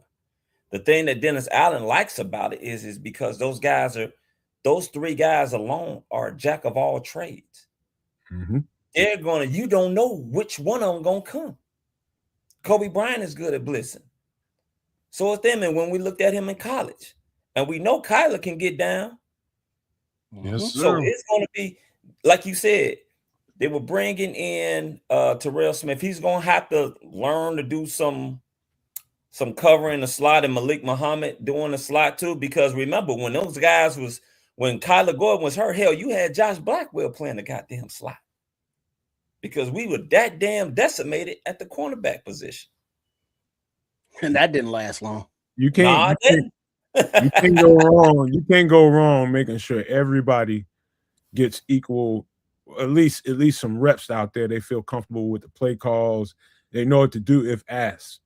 And so that's just called being thorough at making sure you got proper training going on. You know, them coming into you heard Dennis Allen and actually it was what's the offense coordinator, Press Taylor, talking about it. You got to think about it this way. When you had a new regime coming in, they were just they were more focused on the install, making sure they got the play calls right and got everything together as far as that goes. And some of the stuff that falls by the wayside is making sure that everybody gets equal training at all the positions that you might need them at. All that kind of stuff, technique stuff it falls by the wayside, and you become a little less efficient at what you do because you are so focused on making sure everybody understands the plan. You know, you making sure you covering everything and walkthroughs. You don't realize you ain't done no reps. You know, you might want to stick Tyreek, get him some safety reps. You might have wanted to throw him down in the slot and say you wanted to put a big package back there or something. But you were so busy trying to make sure everything was installed correctly, everybody understood the calls. That's what happens when you're in a first-year regime. You want to make sure everything is A1 as far as the calls go, so there's no letdowns when it comes to game time. And I can see exactly how that can fall by the wayside during the practice week. I can see exactly how that can, because there's only so much time you get on the field with them. After a few hours, they got to get off the field. So what I was saying still stands, even if we're flipping it here and saying that Muhammad's not going to be the slot receiver. It just means he might be the boundary receiver, right? Slot corner. Slot corner. Sorry, my bad. It might mean that he's out on the wing. And if that's the case, we're back questioning whether Terrell Smith gets on the field or not. Same thing potentially with Tariq Stevenson. It's all kinds of different packages that we're going to see this year. Dennis Allen played that you didn't see last year. You know, when it came to the nickel spot, he only played a few guys in that role. I think you'll see a lot of different guys they'll taste test them a little bit during the preseason and see what happens. I think you'll see bigger packages out there when you got guys like Terrell, you got guys like Tyreek, and Malik Muhammad as well. You can supplement those guys to see what it looks like.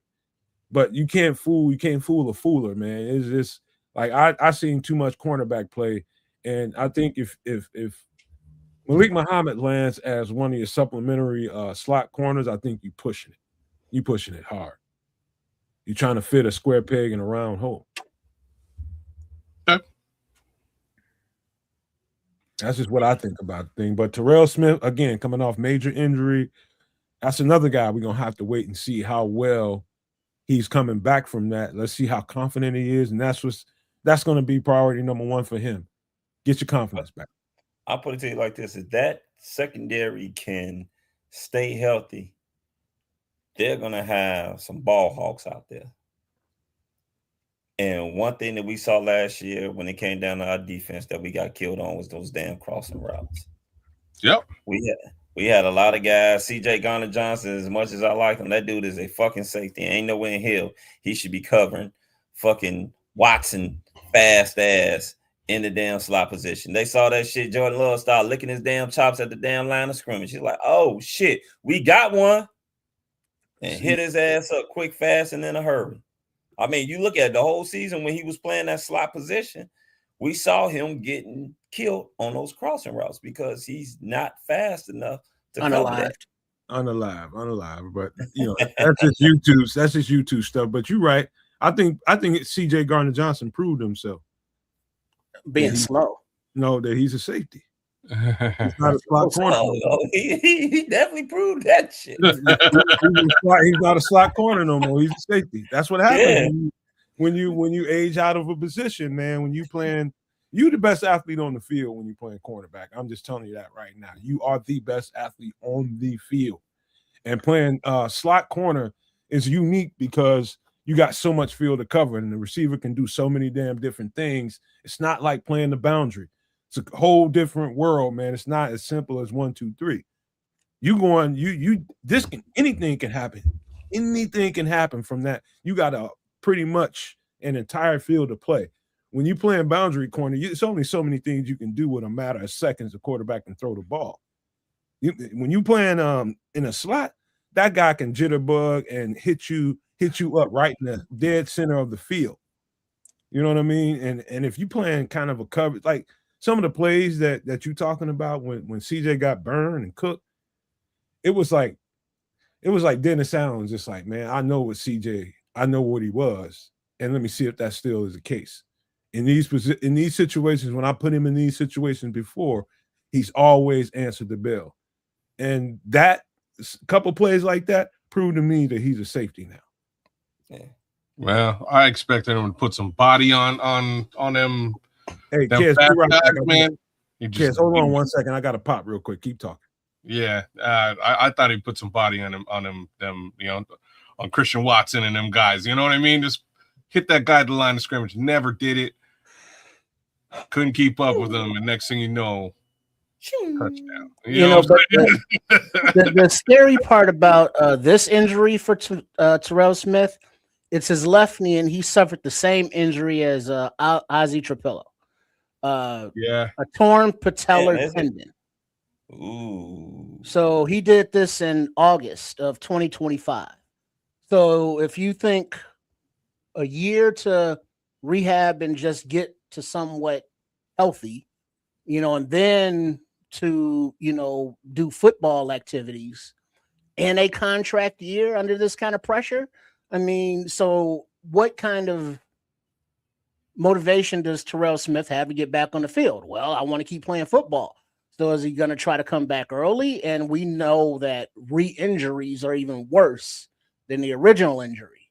So to get him healthy and to have him compete, he ain't going to be back in time for camp. It doesn't look like, just in the recoup time of the injury he had. So missing camp, you're already behind the 8 ball as a player. So coming back from an injury during the season, that's the same boat. Terrell Smith, Noah Sewell, Deo, Shamar, and TJ Edwards. Ozzie, whenever he comes back, it's just how much can you rely on guys that haven't been healthy? Yeah. Hey, I what? agree. I was just thinking about something as I ran in there to do something real quick. Hey, man, I've seen some cats age out over the years at corner, man. A few of them, man. Several of them. Charles Woodson being one of them. I mean, probably one of the more recent cats in my mind. But that's not the worst thing in the world, number one. But it's one route that usually tells me every single time they get cooked on it. Every time, man. When he's out of position. It's that damn sluggo. That damn slant and go, bro. That damn sluggo, boy. If you can't carry that receiver in a sluggo, man, it's time for you to move positions, bro. It's over with. I mean, Charles Woodson, you said Charles Woodson. Charles Woodson, all he did was, you talking about one of the greatest cornerbacks to ever play the game, that remind me of another corner, one of the greatest cornerbacks to play the game with the same last name, and Rob Woodson. Rob Woodson was a beast at that cornerback position, and then went over there to safety and became a beast at safety. Charles Woodson won Defensive Player of the Year playing the safety position. Yep. And that's probably the hardest conversation for a coach to have when you love a player that he's a dog like Charles Woodson, like a Rob Woodson, is to have that hard-ass conversation when you're looking at that tape. And you got to look at him right in his face. And it's over, right? It's over. From now on, your rep's going to safety. You got to tell him because he's such a alpha. They are alpha athletes, man. CJ Gardner-Johnson is an alpha athlete. And what he's been doing his entire life, you got to sit there in his face and tell him, this is no longer you no more. You got to be, it's a hard ass conversation you got to have with him. And you know, I hate to be in the room for that, but it needs to be said. Well, the sad part about it, Nomad, is that I remember seeing CJ Gardner-Johnson during the preseason, and guess what? He was getting his ass cooked in at the same damn spot. He was getting his ass, and I'm talking about not with the Bears. I'm just talking about like I think I last seen him like in maybe Detroit or somewhere else where he was playing that slot position and he was getting his ass cooked. Hence why when it came time for the Bears to make a phone call, his ass was available because he was getting his ass cooked. That might have been it, probably less to do with whether he was getting burned or not, like that happens, but more to do with, hey, you're a safety now conversation, right? You're a safety now. Maybe, you know, we know that CJ is a little bit of an attitudinal guy, which at first I absolutely despised and later on came to love, you know what I'm saying? Like as long as you're having an attitude and you're playing for my team, it's fine. Be an attitude. But if they're telling him, all right, yeah, you're not a corner, you're a safety, and he's saying, nah, F that, I can see why you might wind up in free agency in the middle of the season, even after a couple of different teams signed you up. Look at this. We got Crazy ACT. Crazy Ace. My man, Crazy Ace. From Korea up in this B. Yeah, my man. That's my man, Crazy Ace, man. He's serving. He's over there serving in South Korea, man. Shout out to Crazy Ace. Right on. Shout out to you. Love, peace, and blessings to you, man. And a big shield around you, man. Crazy Ace, man. Be blessed, bro. Right on. But yeah, man, I went in my freshman year in college. I seen quite a bit of that. You know, guys having to have that hard. I mean, some of that shit happened live on the field. Like, hey, dude, you know you're a D tackle. You ain't no damn edge rusher. Kick your ass inside, get inside, and take some of these reps in there. And you know, coming from high school, you know, you was a star in high school playing edge rusher, and you ain't shit in college, man, because the level went up and you can't handle it. You know, I've seen that happen, but you're talking about from a pro athlete. You're talking about a pro athlete that's been excelling at a position for a long time, and then all of a sudden you got to tell him this ain't you no more. You something else now. That's got to be a tough conversation, bro. I can see CJ saying, fuck that shit. You know what I'm saying? I've been a corner my whole life. I ain't trying to play no safety. I don't like playing safety. Safeties don't make as much. Yeah. Cold blooded. Yeah, they let you do whatever you want over there. That's it. That's probably like you never know. But that would explain a little bit of maybe where his head was at with the Ravens and Raiders or wherever he wound up there. Well, we do have one more, and we also talked about this a few days ago, but since you're here, we need to talk about this because I think this should be discussed. I'll just shut up and not lead the conversation and let y'all have y'all thoughts about Shamar, given that he's coming off a significant injury as well. But y'all go ahead. Well, I'll kick this one off just to set a little foundation. You know, Mr. Sunshine as I am. Yes. But when Shamar was drafted, he was injured kind of in college.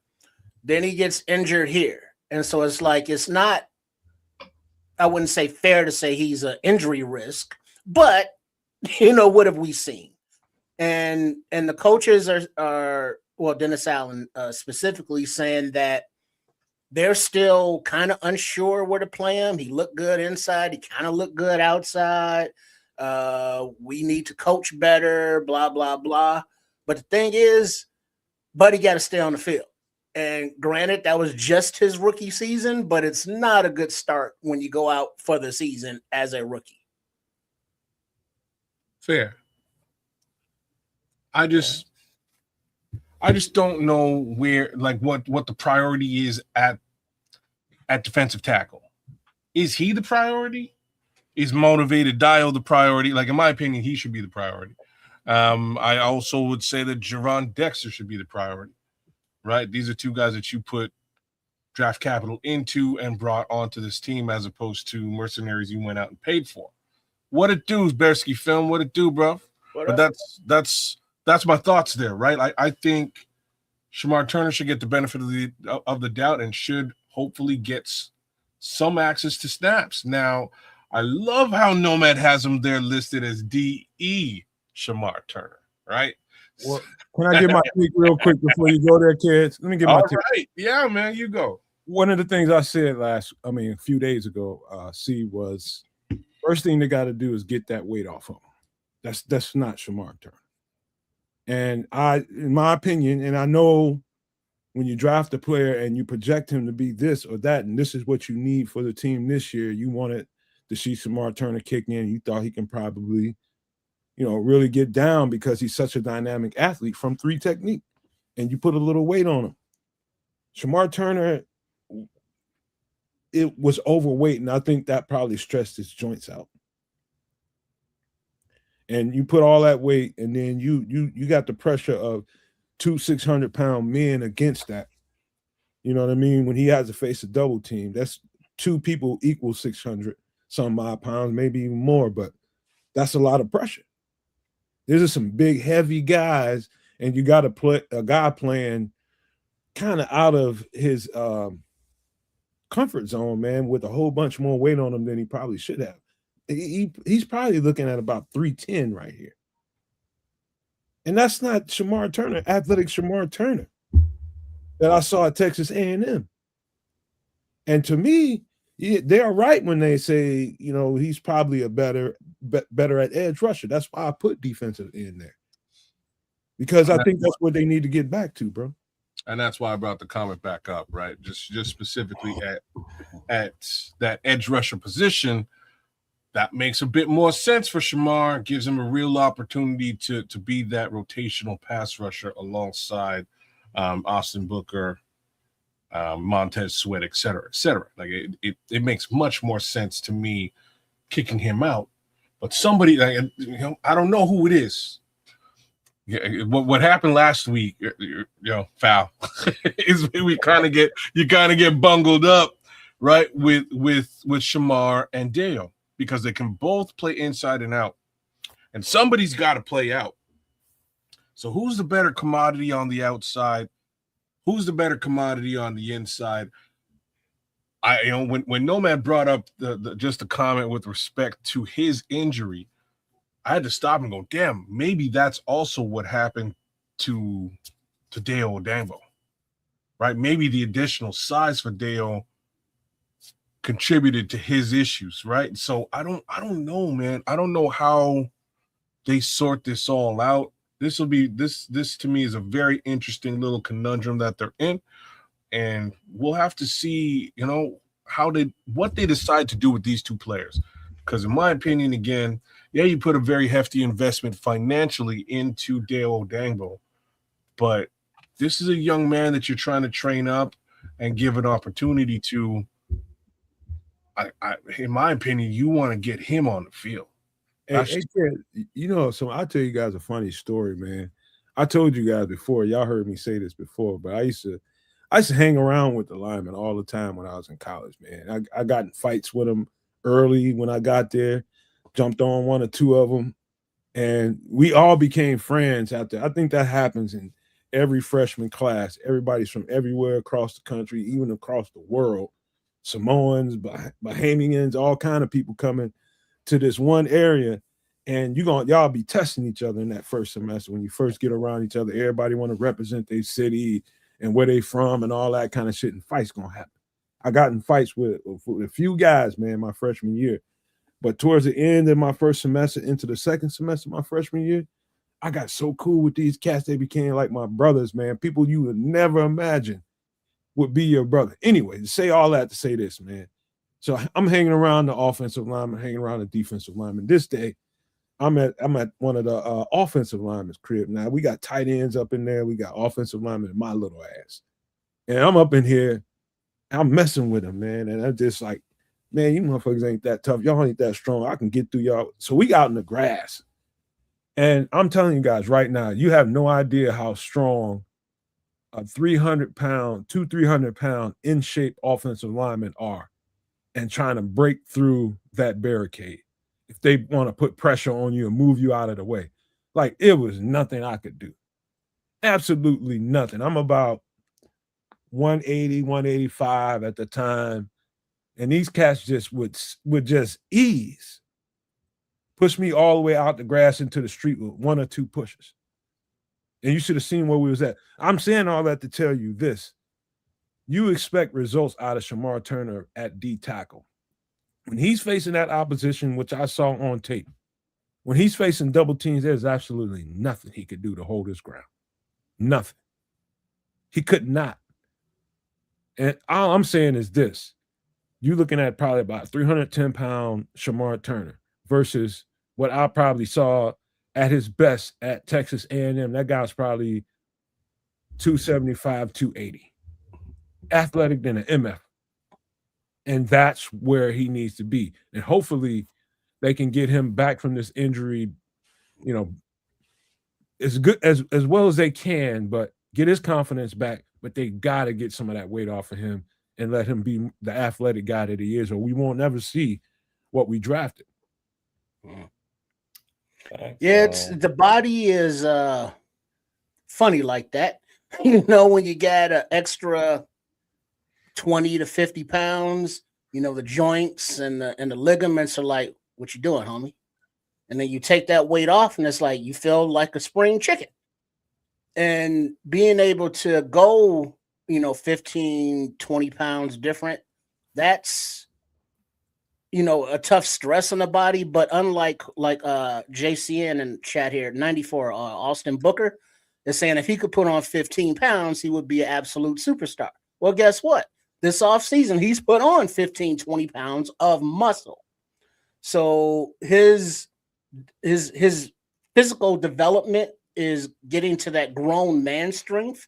But if you look at him, he's not a defensive tackle. He's a defensive end. And if you look at Shamar Turner, he's kind of a defensive tackle, but he's not. He's a defensive end. And not all bodies can carry that extra weight. They get hurt. They go down. So being able to carry that weight and still have the same physicality is a gift. It's a blessing. Not everybody can do it. And so when coaches try to get players to like, well, just put on a few more pounds and do this, or take off a few pounds and do that, it messes with their system. And if they can't adapt, now they are in a worse position than just playing that original position at that original weight.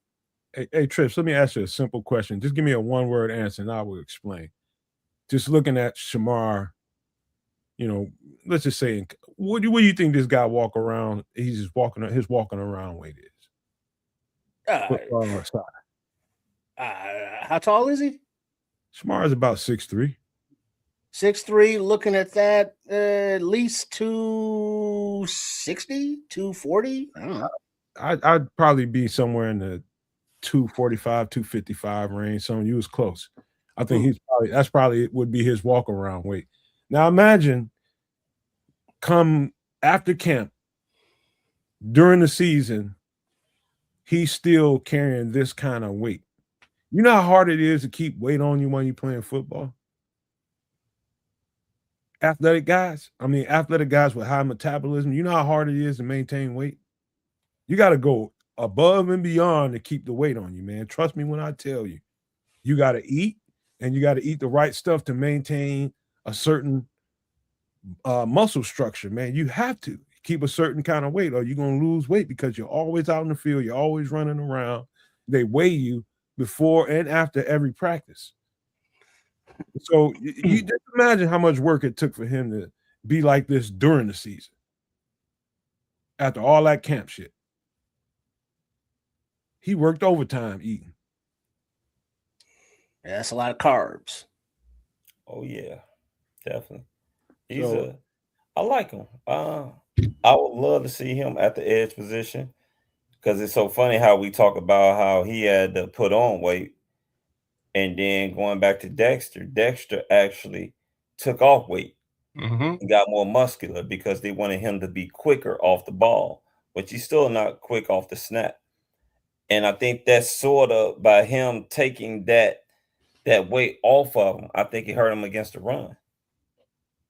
You know what? That See, Mhm. like Javon, it don't like he's not gonna be one of them guys that needs to worry about maintaining weight. He's a big bone, dense muscle guy. Yeah, Anyway. but they had him like last year. They literally told him that they wanted him the off season previous to this season that they wanted him to shed a lot of weight and put on muscle because they wanted him to be quicker. They thought if they can trim some of that fat, he'd be faster off the ball.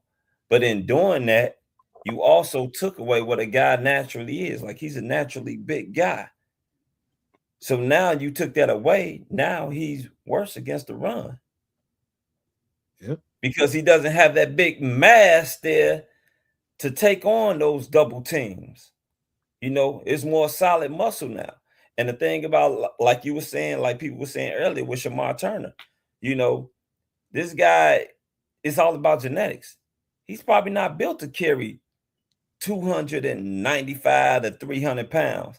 He's probably built to carry about 270, 265. Hell, maybe even 275. He's probably built to carry that. Mhm. It's all about sometimes about your genetic code. Because those And 10 I pounds know, can make a hell of a difference. man, a hell of a difference. You know, I really think, see, Trips and Kids, I think they needed to do that in order to supplement the D tackle room for the most part. I think that's what it was all about. It was just like, all right, we need some help inside. We need it was a push from to begin with, but I think it was a push that was a mistake, in my opinion. You know, just me from the outside looking in. I'm not there in the training room and at practice. I don't see what they see in practice every day. From an outside looking in, this is just my perspective. This is just not his natural makeup. You know, not now. No, he's a really athletic guy that needs to be at a really athletic weight. And you have to accept that. Now that we have some guys that help supplement that interior role, you don't have to put that kind of pressure on this young man. Exactly. Exactly. Yeah. I'm anxious to see what he can do at the end position. If he comes off an injury, all right, and if he's able to trim that weight, because what he went out with, was it a ACL? I think so. ACL Turner? or ACL. Yeah, one- ACL. Yeah. So I mean, yeah, have his ass keep that fucking weight off because that damn ACL, you putting all that goddamn weight on that damn ACL and on them joints, man, them ligaments. Nah, take that shit off. Let him go to the edge position. Let him sit up there and do work out there like he came into college doing, not becoming putting on some extra weight to become a DT, because we all know in college too. Hey, coaches, they don't give a shit. They there to make sure that their job is secure. So that means, hell, they gonna tell you, yeah, we want you to come in and be a DN. Oh no, you know what? Fuck that. We're gonna move you to defensive tackle. We need your ass to put on this weight. And you know what? I've been saving this take for this part of the conversation, and I'm gonna give y'all a projection. I think this is where the Bears are. Given Shamar Turner's health, given Shamar Turner's, you know, whatever they think of him as an edge, I think they go into camp and they find out exactly what he can bring to the table. And they might like what they see, and you might not see a move being made late in the camp, like for an edge rusher or something like that. But if they don't think he's where he needs to be as far as his health goes or anything of that nature, you will see a move in camp or after camp, them going and finding a guy that can come in here and help us, man. It's going to be, they'll make a signing, but it's going to be largely determined off, because I think he's going to be high in the rotation if he's healthy. He's going to be right there behind Booker and Dio on either side of the ball, whether he's supplementing Montez or supplementing Book or Dio, whoever's out there. If this guy doesn't show what they need, what they're looking for in camp, when the pads go on now, at that part of camp. We like 4 months away from actual football. But when that happens, and if he is not really showing, he's where they need him to be, they will make a move for an edge rusher. I promise you that. Because they're going to need it. Yeah. I mean, they came out and said so, I think, in the press conference. I think maybe Dennis Allen or maybe Ben Johnson came out and stated that right now they're good where they're at when it comes down to their defensive line. If something shifts, which we all know that is the reason why they're going to sit up there and say this, because, they don't want to make a move yet. They want to sit back and go through these off-season training activities that they're going through and see what they got. And if they don't like what they see, you may get the phone call to a Joey Bosa. You may get the phone call to a Cam Jordan, a Von Miller, and guys of that ilk. Because you look at it, those guys are still out there. No team has called and hit them up yet because everybody's under the same umbrella that they're waiting to see what it looks like in these off-season off-season training activities that they got going on and mini camps. They want to see what they got with the players that they currently have. Hey, see, if you think any one of them two MFers are interested in getting to another NFL training camp, you crazy. They don't want that call until they don't want that call, man. They do not feel like being out there in that hot sun, going through all those what sometimes I don't even know if they have them anymore. 2 days. No, they don't even have 2 days no more. Man, God, football's gotten so soft. Soft. Let me see. No, hey, Joseph Archer, Super No Maniac Joseph Archer says, no matter how did Jordan Vandenberg, Jaden Lovin do in rookie minicamp. I ain't qualified to even tell you, man, because I didn't watch a whole bunch of it. When they out of pads, I don't really pay that much attention to it, man. Especially the big guys, the offensive line and defensive line is really nothing. There's really nothing to judge there. Now you can judge some on-air stuff with the DBs and the receivers. I will take a look at that and be a little more thorough on that come Wednesday night on Extra Sauce. But the defensive tackles is just like, I don't know why people judge them, when they ain't in pads. The defensive tackles and the offensive linemen, that ain't cool. What you watching? They ain't really doing nothing to each other. Ain't nothing they can do. Right. You got me with a swim move. Oh, okay, my bad. I got to put the weight on you, anything like that. Okay, that's not really football. That's not really. It's more football for the skill set. The guys with the skill sets, the receivers, the linebackers, the DBs, safeties, and all those kind of guys. Your running backs. It's more to see there than the trenches, man. The trenches is that ain't where it's at. Not when they ain't got pads on. When you got to put the pads on them cats. Yeah, I'm just looking forward to hopefully that this team stays healthy. I mean, you got to remember, we did have a couple games last year, at least one that I know of for sure, where we were down our top 4 cornerbacks and our top 4 linebackers going into the season. We played a whole game without our top 4 cornerbacks and our top 4 linebackers. Bro, I think we won that game, bro. I think, didn't we win the game? Like it was. We lost it. Was that Baltimore?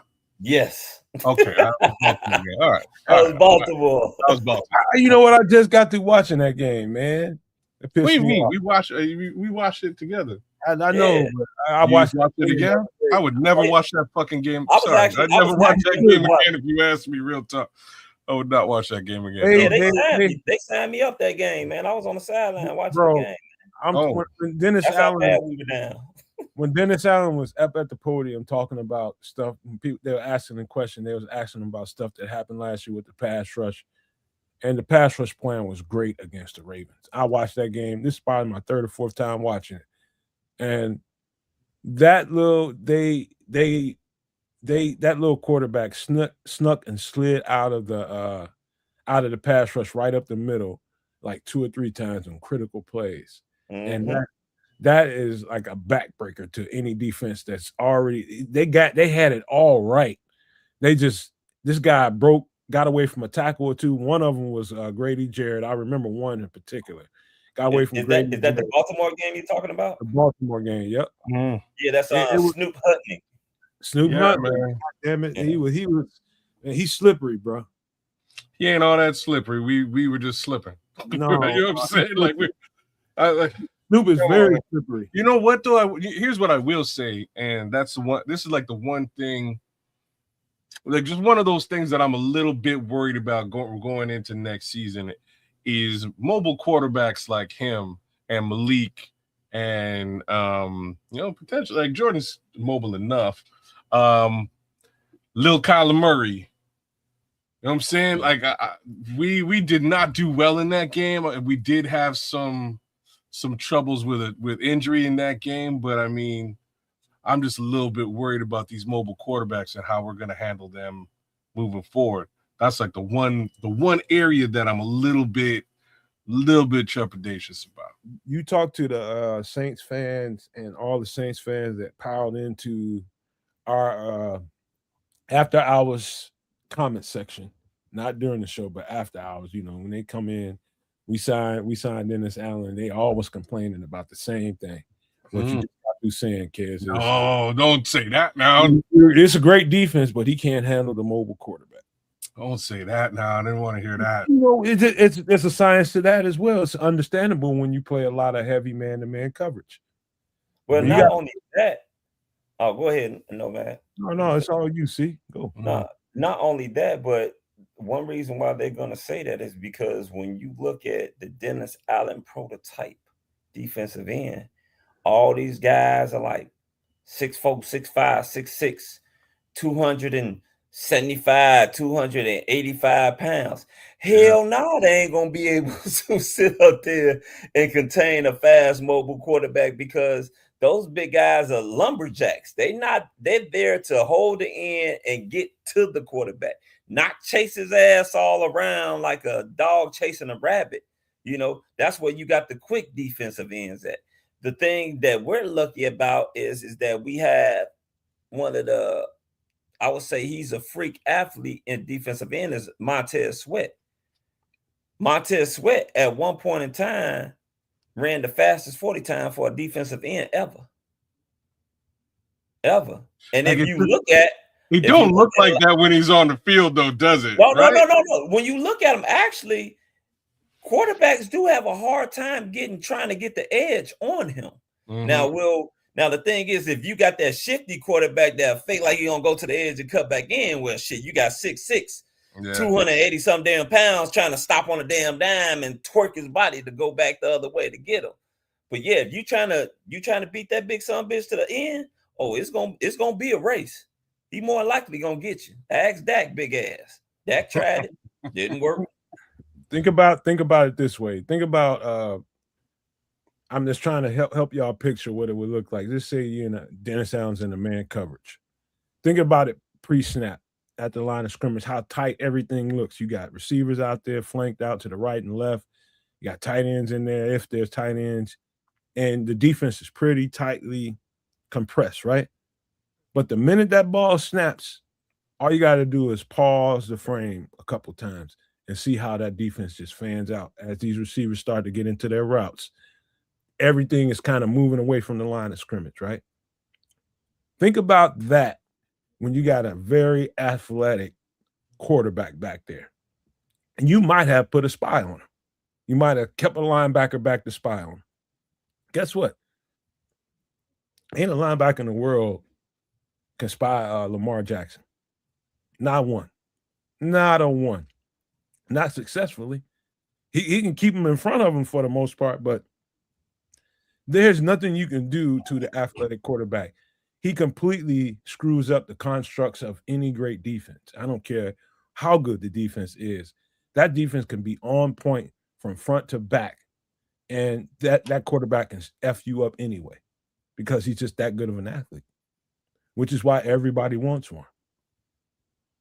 And so I don't care how good the defense is, how good the construct is, how good the system is, the scheme, how well you got it matched up. That quarterback can F it up in a blip.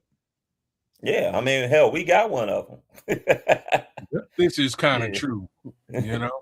Yeah, Listen. look what he did last season. How many times did we sit up there and watch him as he performed magic back there in the backfield when guys on him and he doing a spin move or a juke move and made a dude fall and hurdle over him and then run off and get a first down or keep the play alive and try to throw a fastball into somebody? It's funny because he does it and it looks like he doesn't want to do it. You know what I mean? It looks like I don't want to run. I want to find a pass somewhere. I want to hit somebody. He's literally came out and said he does not like to run. That was I think his rookie year. He came out and said that. He said that I don't like to run. I can do it, but I don't like to run. That's why a lot of times we see him with his completion percentage down because he literally has the lane to run, but he'll start running diagonal to try to wait for a man to get open and then throw the ball and end up being an incomplete or close to an interception or something or drop by Butterfinger wrong. They also don't play like backyard ball well with him yet. So this is one of them things that I know Ben Johnson came out here and sort of said they got to work on. And it's funny because the one guy who was ready to play backyard ball last year, it's a shame that he was hurt for just about half the season. And that's Colson Loveland. As soon as 18 kind of figured out, oh snap, I got somebody who's out there playing with me, he started utilizing that tight end and games started to change, man. So I think we're going to see a lot of that in 2026. You know what else I think we're going to see a lot of? The linebackers are going to have to get faster and faster and faster. That's why they got Devin Bush, baby. Yep. There's no way to combat the ability of an extremely athletic quarterback that can Yeah, you got it. That can restructure everything. That when the play breaks down, dog, you got to have linebackers that can track a quarterback. Break down, start, because you got jitterbugs as quarterbacks that can close his space while he's breaking down. I mean, I'm telling you, the linebackers really need to get paid more because their job is extraordinary when some of these quarterbacks get on the field, man. It's almost impossible to deal with. But these guys are going to have to get – they're not the same – this is not the same Chicago Bears linebacker core as the 4-6 defense. Mike Singletary wouldn't have been able to really play any much more than Sam linebacker in this. He wouldn't have been able to play middle linebacker in this NFL. No. He's just not fast enough. And I hate to say that in front of Bears fans. It's the truth. Oh, it's a different game. Yeah. It's also a different scheme, and there's so many differences in comparison. The one thing that Mike had was just a supreme intelligence. I love this comment by Big Lewis. Is it possible to have too many weapons? Yes, I believe so. You believe so? Well, no, it's possible to have too many if you have some that are concerned about how many receptions they're getting. They're all like that, bro. Well, then, yeah, they got to get over that shit because they'll get the ball when they get the damn ball and you do something with it. Don't give a damn about your personal stats. Okay. You know what, Trip? Hold on. Put Triple R on the field with a contract year on the line and tell him that shit. Well, no, but Tripp's saying something very interesting, dog. And what he's saying is, on the flip side of this, you're right, Nomad. Everybody counting their own numbers and looking at them. You're right. But if you're also counting rings, that's a whole other story, right? Like if you're counting Pro Bowls, that's probably a different story too, right? There's different ways of shaking this thing out. And the best part of that having too many weapons conversation is that we got a military genius. You know what I mean? Like we got a guy who actually knows how to utilize weapons. So on the normal pretenses, I would agree with, yeah, you can, like, what are you going to do with them all? I got the best. I think this guy will actually do shit with all these weapons. Like I actually do. Hey kids and Trips, I got the best question in the world. I don't know if anybody's ever asked. How much you think you're going to get for a ring at the pawn shop when you got to pay your motherfucking bills? Shit, ask Lawrence Taylor. Didn't he pawn? Oh, I was going to say O.J. Simpson would know. You got to pay your motherfucking bills. What you going to get for that ring? versus. Well, you don't get pennies on a dollar, whatever it is. That's goddamn right. Now you know what I'm saying. What is that ring worth when you got other stuff to take care of? I'm not. Well, that's not my problem. Okay, see you talking from a regular fan's perspective. You want Exactly, because that's what I am. Guess what? The agents, that's their problem for those particular players. And if those players want to make so much money that they get priced out, deuces. But the thing with having too many weapons is eventually, like Red Baron is saying, you got to pay them all. So they're going to want their money, and I'm not denying anybody their contracts, but Luther Burton, Colston Loveland, all these guys are going to want their money and they're going to earn their money. Right. But we can't pay everybody. So you flip some and trade, you keep some. So having too many weapons is not a thing. Let's imagine Slim Trim, Triple R in the receiver room in the Chicago Bears Hallis Hall on his contract year. And we sitting in the meeting room before the season and Trip asks the coach, hey man, what do you project my touches will be per game? And the coach tells him, do we need to be honest with you or do we need to BS you? And they tell you you're going to see about three touches a game. You got an asshole coach. I just want to say that out loud. Yeah, you're going to see 3 touches a game in your contract year, Mr. Deuces, and get out of here. We ain't worrying about numbers. Yeah, it's real to them. Then I'm going to call my agent and be like, handle your business. You want your percentage? You know what I'm saying? That's the in-house, I saw ballers. I know what happens. You know what I'm saying? I know how it works. You didn't need ballers for this one. We saw what happened to man, and shout out to Allen Robinson for doing some Ben Johnson interviews as of late. But we saw what happened to Allen Robinson. He ain't the only guy that this type of thing has happened to. But it's like, oh snap, it's contract year, is it? And he just disappears in the depth chart. Like he's on the field, but not a single target is going in. It might be some guys that you have to, let's just say, on the free agent market, that you might have to turn your nose up to because the information you get back on them is like, hey, he wants, he needs reps, he needs, he needs 200 touches a game. I mean, you gotta some guys you just gotta know ahead of time. You can't, you really can't foster that. Then when does it come down to the guys that are like team, players, and it's like if I get 2 catches a game and we win a Super Bowl, that was a good 2 catches a game. Or if I in a contract year, if I miss out on a couple $1,000,000, that's gonna hurt. But if you got a Super Bowl ring behind it, even though you're pawning it pennies on a dollar, that's one thing. But the ultimate goal should be the Super Bowl. Well, right? You said that shit so passive aggressively, like I'm just gonna miss out on a couple $1,000,000. You hear what that man just said, man? All right, that's a couple $1,000,000. Cool. No. Well, you make it up in commercials. That's the opportunity that they have. It's not like, well, I'm only signing for 15 mil when I could have got 18 mil. I'm fucked. It's like, no, go do a goddamn commercial for $3 million. Well, I get what you're saying with that. You ain't wrong though. Go ahead, go ahead. Let's see go. The only reason why I say I agree with you saying with that as far as making it up in endorsements is because right now we have a player in Major League Baseball and Shohei Ohtani who gets $10 million a year, but he makes $100 million in endorsements. So he makes $110 million a fucking year. So I get that. The reason why I say there is a such thing as having too many weapons or having too much talent is because there's a chance that when you have that, your talent doesn't get to fully blossom.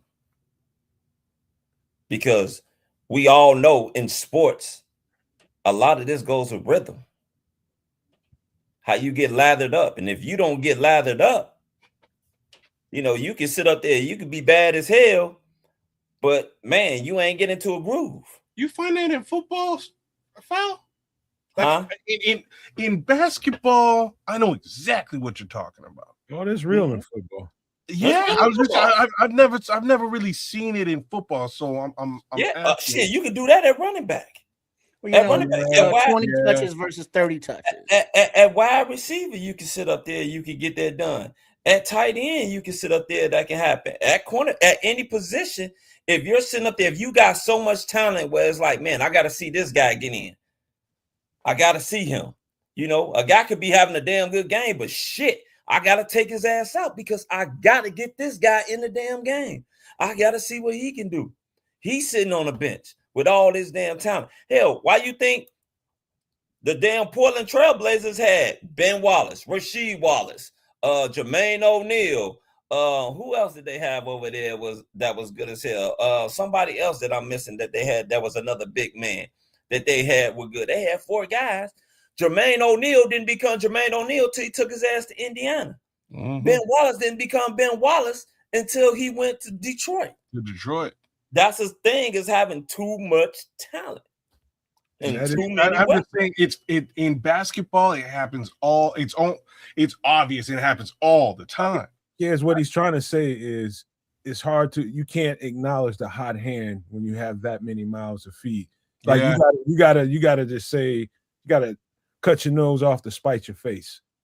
And you know this guy's got a hot that hand. guy right gets now. hurt though. Now what? I mean, that's a different dynamic. That's a But when the different guy has dynamic. a hot hand, you want to keep that going. You want to ignore anybody that feels like they didn't get all the touches they're supposed to get in the game because this guy's having a hot hand. If he's hot, you keep feeding that. That's kind of what he's trying to say here. I give Yeah, you one I get that, example. but I give you one example. yeah, I get it. Football. Go ahead. Who? The Bears this year, right? Yeah. Unfortunately, it was unfortunate that it happened. Roma Dunze went out, right? Mhm. Guess who we saw? Who stepped up? Luther Burke. Not only Luther, but who was the other person that really started? Jade? We started to see, huh? Oh, Jade Jade? Walker. Colston Loveland. Okay, Oh, fair enough. tight end, Yeah, yeah, that's taking true. wide receiver, That's yeah. true. Colston Loveland started getting the minute he went out. Colston Loveland, he's like, oh shit, damn, we actually got to fucking play in this. Remember, at one particular point in time in the season, the dude Warren over there in Indianapolis had double the catches and attempts than all Chicago tight ends combined. And then when you sit up there and the season ended, I think Colston was only behind him by a couple yards as far as receiving yards, and maybe was still like 20 catches behind. And the only reason why that happened was because a guy like Ron Dunze ended up getting hurt because Caleb was force feeding Ron. Well, and also taking into consideration that Colston was hurt at the beginning of the season as well, right? So that's another little factor. He was hurt. He was hurt in training camp and all that. He was available the first game of the season. Both of the tight ends were available.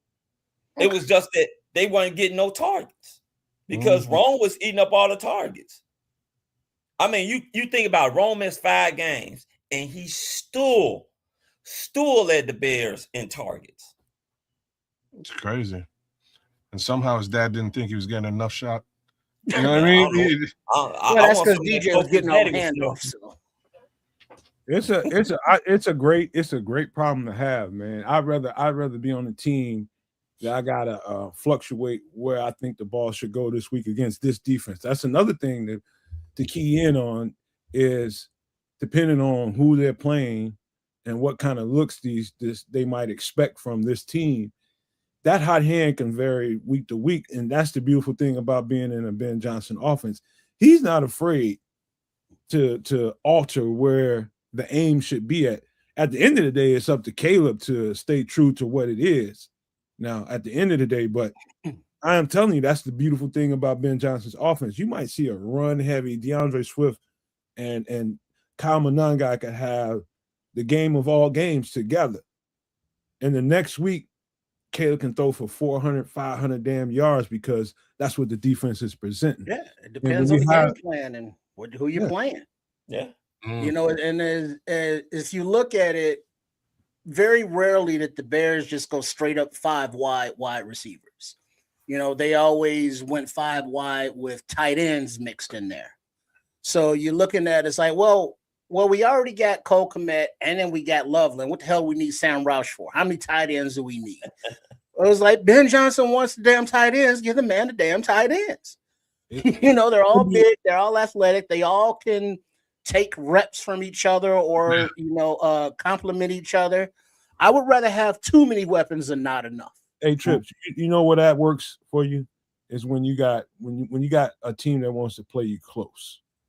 You got a team like, say, a Baltimore that's going to play up close, in your face, physical defense from beginning to end until you force them not to, until you make them back up. And how you can do that is you hit them in the run game, and you also use tight ends against them because they're going to be supplementing, helping the offensive line, trying to keep that up close and personal defense off the quarterback.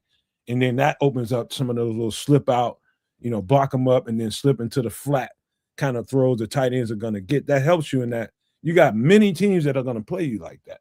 Many teams are going to play you close. And then you got teams that are going to back up off you a little bit and respect your throwing ability and passing game. Then you might not need them as much. And so that's where that helps you, man, because defense is, a defensive coordinator can look at you as an offense in a couple different ways. And if they look at you like, hey, we're just going to get in your face and, really disrupt your timing and play you close like that, that's when them tight ends come and bust your ass. They're going to hurt you. Well, I mean, just look at them. How many linebackers are going to be able to cover Colston, Loveland all over the field one-on-one? How many safeties? How many cornerbacks because of his size and his speed and athleticism? Sam Roush is a bigger dude, but he's still athletic as all hell. A safety is going to have a hard time trying to hang with him. And a linebacker is going to have to be really fast and physical to hang with him. And then you look at the different sizes of the receivers, Rome and Jade, the 6'2" plus guys, Luther right around 6 feet, JP Richardson, Xavier, Khalif, Scotty Miller, like 5'9", 5'10". So Ryan Poles got his range of wide receiver sizes. Ben Johnson got his inside guys, got his outside guys, got his big guys, and they're all fast guys. So when people say, how many weapons do we need as a Bears franchise, we don't even know what the fuck that means. Because as mentioned earlier, we've been a defensive team, linebackers, all that stuff, run the ball, all that. Putting up points, we know nothing about that. So if we're going to have that faith in Ben Johnson in this offense, if Ben Johnson says he needs more weapons, give Ben Johnson more weapons. I'm going to give you one last thing before we get ready to round this thing off. It is Mother's Day, and we do need to, kind of taper this a little bit. Unless y'all want to keep going, it's up to y'all. I mean? I'm going to facilitate whatever y'all want to do, but one of the things that should be pointed out to remember, and we only seen a little bit here and there, but I'm telling you right now, we don't carry a fullback on this roster in name, but we will have one of those tight ends will play a fullback role on a more continuous basis in this new offense, man. Oh, Sam Roush. Roush. Think it's Sam Roush? Oh, definitely. Because Cole Kmet, he has flexed into the backfield as a fullback before, but he looks more natural online and getting out into the route. Just looking at the college, Sam Roush film, he's an inline guy. He's a blocker guy, but he can also get out. But he strikes me more as the hang back, block him kind of guy, whereas Cole Kmet is not the athletic Loveland guy, but he's like the second tier, and then Roush is the third tier, like the inline guy I would envision. I struggle with the idea that fullbacks don't really get jobs that much on this. One of the positions that's dying out in the league, but I love the way Ben Johnson supplements the role. I love it. And I think he's going to do a whole lot more of that now we have Roush on the team. It was the right answer, Trip, because when Roush gets on the field, he's going to do a whole bunch of that, motioning into the backfield and opening up a lane for one of those running backs to get loose. And so, not having a fullback in name on the team, on the roster, doesn't mean you don't have fullback play on the offense, man. I think we're going to have plenty of that in Sam Roush. Yeah, if you look at this, if you look at his film, you can see how Ben Johnson is going to use him in that capacity. Like he looks a lot like a Kyle Juszczyk at the end of the day. So let's see how Ben uses him. And this is again going back to the draft. When I look at all these players and I'm like, fuck, I don't know. What I do know is how this guy's going to utilize each and every one of these players, and I can see it clear as day. You know what I mean? I can see it clear as day. I don't know how you're gonna get all these people on the field at the same time, but that's another story. At least you got depth in all these positions in case of injury, etc. But man, thank goodness we got this coaching staff, man. Wait, question, kids. Nomad, foul mouth C. There in the comments here, somebody mentioned the UDFA tight end, Papa Large. Big shot from Iowa. He's gonna make the team. And so that's my question. We got Cole Kmet, Colston Loveland, Sam Roush, Stephen Carlson, Nikola Kalinick, Quadir Ishmael, and then Papa Large. So we're thinking like 4 tight ends, right? We're gonna keep 4, and Large will be the 4th one. Yeah, so Kmet, Loveland, Roush, and Large. Yeah. That would be, the 4 tight ends. Somebody better learn how to play special teams. And they better figure out a way to keep Large on a roster, because I think he is really solid, man. So you like him better than Carlson, Kalinick, and Quadir Ishmael? Easily. Okay. He's a blue collar, bring your lunch to work. Hat lunch bell. Yeah. Taj Gibson. He's making that bologna sandwich 4 or 5 o'clock in the morning. His wife. I just like saying big shot of the East Coast. His wife is making him coffee, giving him a kiss before she leaves the door with her morning breath stinking ass. And he's that kind of dude, man. He's just gonna do his job, and you can't have enough cats like that. You just can't. Well, did you hear Ben Johnson saying how he talked to him to be a UDFA for the Bears? So basically, he recruited him and was like, "I got a vision for you, Hayden. Come on to the Bears and let's make it happen." And this is after drafting Roush. They got a steal in this guy, more of a steal than y'all would. Man, I'm telling you, this guy is this guy is tough, man. Them Iowa tight ends, man, they'll chew your front bump off your front bump off your car. Shit, man, they don't care. They just I don't know, something about them. Hey, I got a question. Yeah. Speaking of Iowa, Nomad, kids, file in the chat. Ideally, it would be better if center from Iowa won out, Logan Jones, to start. You think you want him to start? I don't know. Well, I understand that. I don't know why people are pressing that. I understand that Bradbury's the veteran and he's here for a 1-year deal. I get all that, but it's not like Logan Jones is 20 years old. He's 25-year-old rookie who started for 4 years.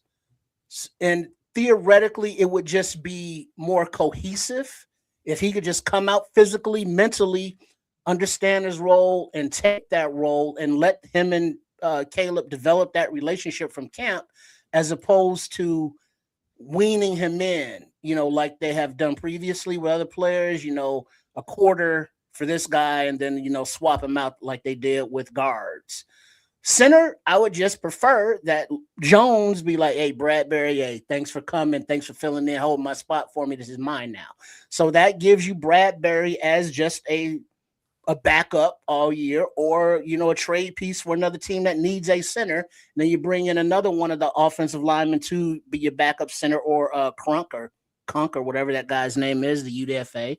But I would just think that it would be better cohesively as a team if he won the center job outright in camp. Trips, you are certainly jumping the gun here. You are what?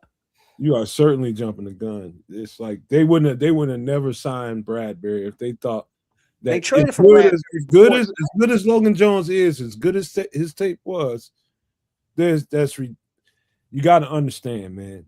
It's a difference between a rookie center and a center that's been through it and knows NFL offense and knows the learning curve.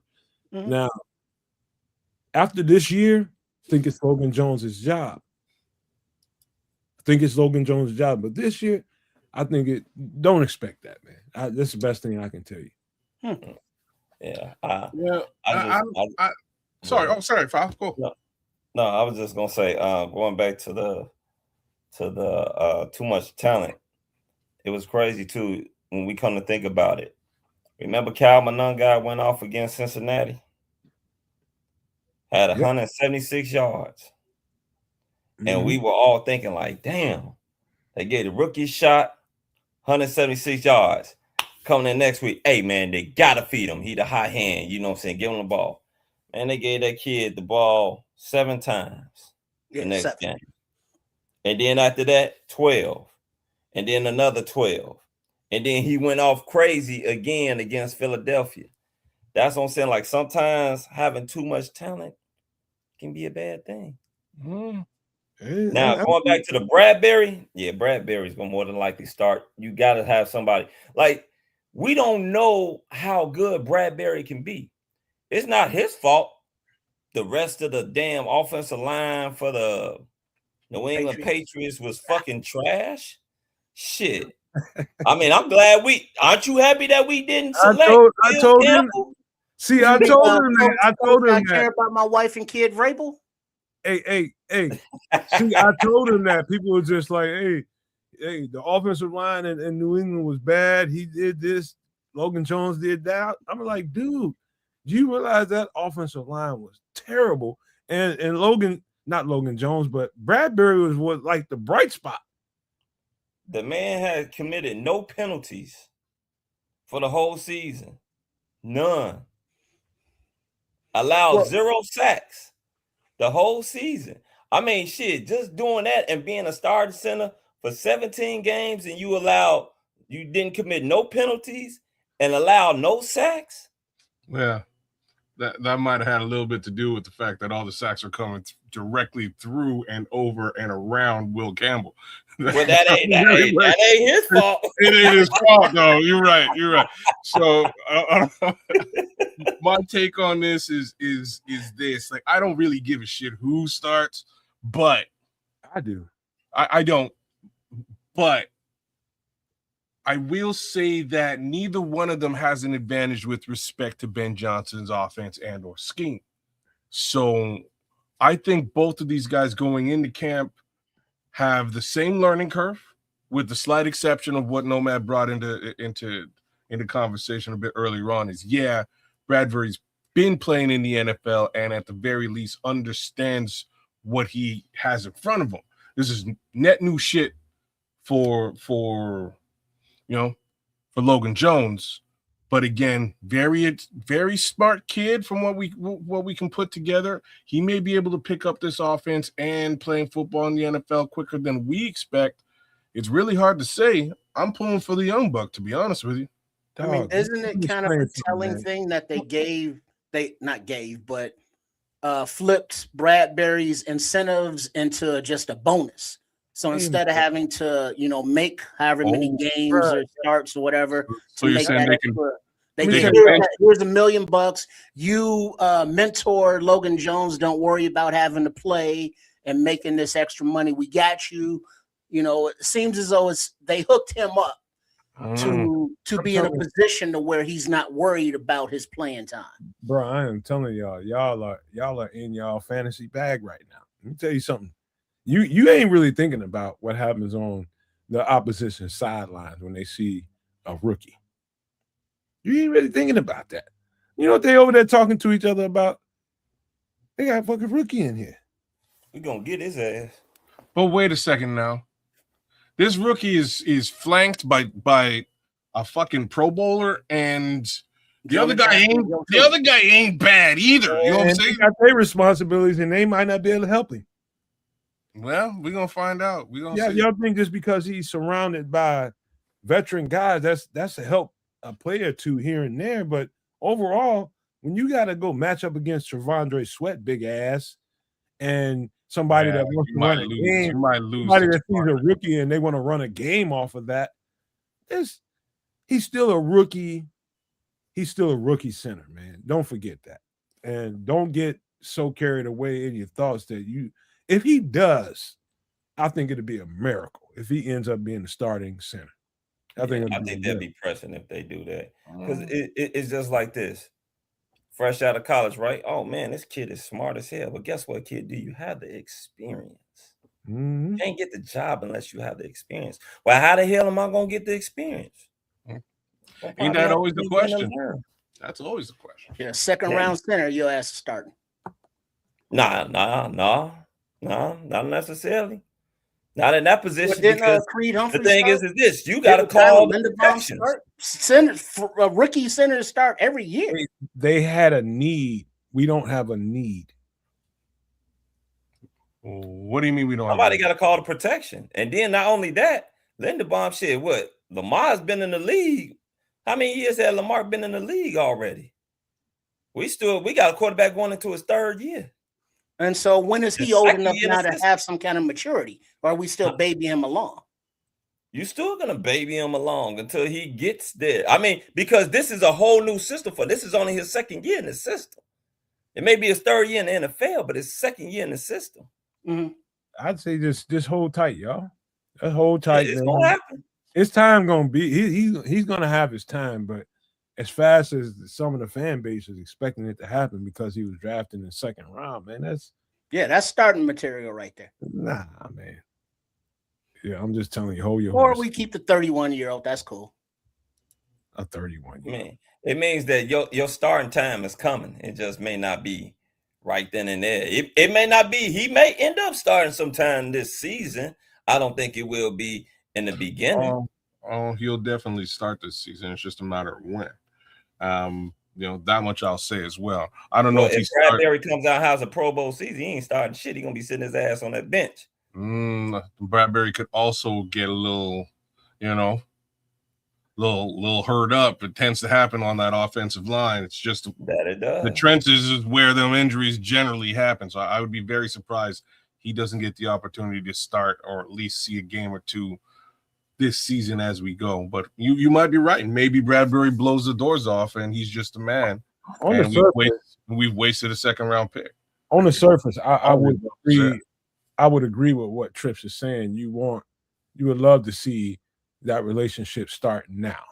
Yeah. And start the process now. But truth be told, football happens for football reasons. And there's a football reason why they signed Bradbury, knowing that they wanted to sign a young center. And when you just cut all that bullshit out the way about who was drafted where, you know exactly why they drafted Bradbury. So to trade him. Okay. That's real smart. I mean, I don't think trade him for Bradbury. Not how old is Bradbury? Bradbury's 31, right? Yeah. 31. Okay. So he's kind of long in the tooth, even though we see offensive linemen play well into their late 30s. But even at 31, that's sort of long in the tooth. You got a young guy. Well, he's not really young, consider coming out. I mean, he's 24 already. But you got a young guy coming out who's going to learn from this 31-year-old that I see someone says that he's average at best. And that may be true. But guess what he didn't do? He didn't commit no penalties. He didn't give up no sacks. Our center last year gave us a hell. I seen games where I got them center last year, got his ass ran over. And the dude got straight to the damn quarterback. So we don't know if he's average at best. We know what he was on that damn New England line. But now you got Hall of Fame on your left side. You got a very good potential Pro Bowler who once was a Pro Bowler on your right side. You got an All-Pro over there at right tackle, and hell, flip a coin. What the hell you got over there at left tackle? Gotta be with you. TBD. Yeah, I think, fellas. I think at the end of the day, we all have very strong takes on this, very strong opinions on it. But I think the wise coach is just going to let go when they put the pads on. He's going to let that dictate exactly what to do, and I'm gonna put my money on the vet. Do you think it's open comp in camp? Yeah, I think it'll say open, but I don't think it's so much open. I think that left tackle will be open comp. What was that? I think the left tackle position will be open comp. I don't think that center is going to be open comp. It's too much of a communication role.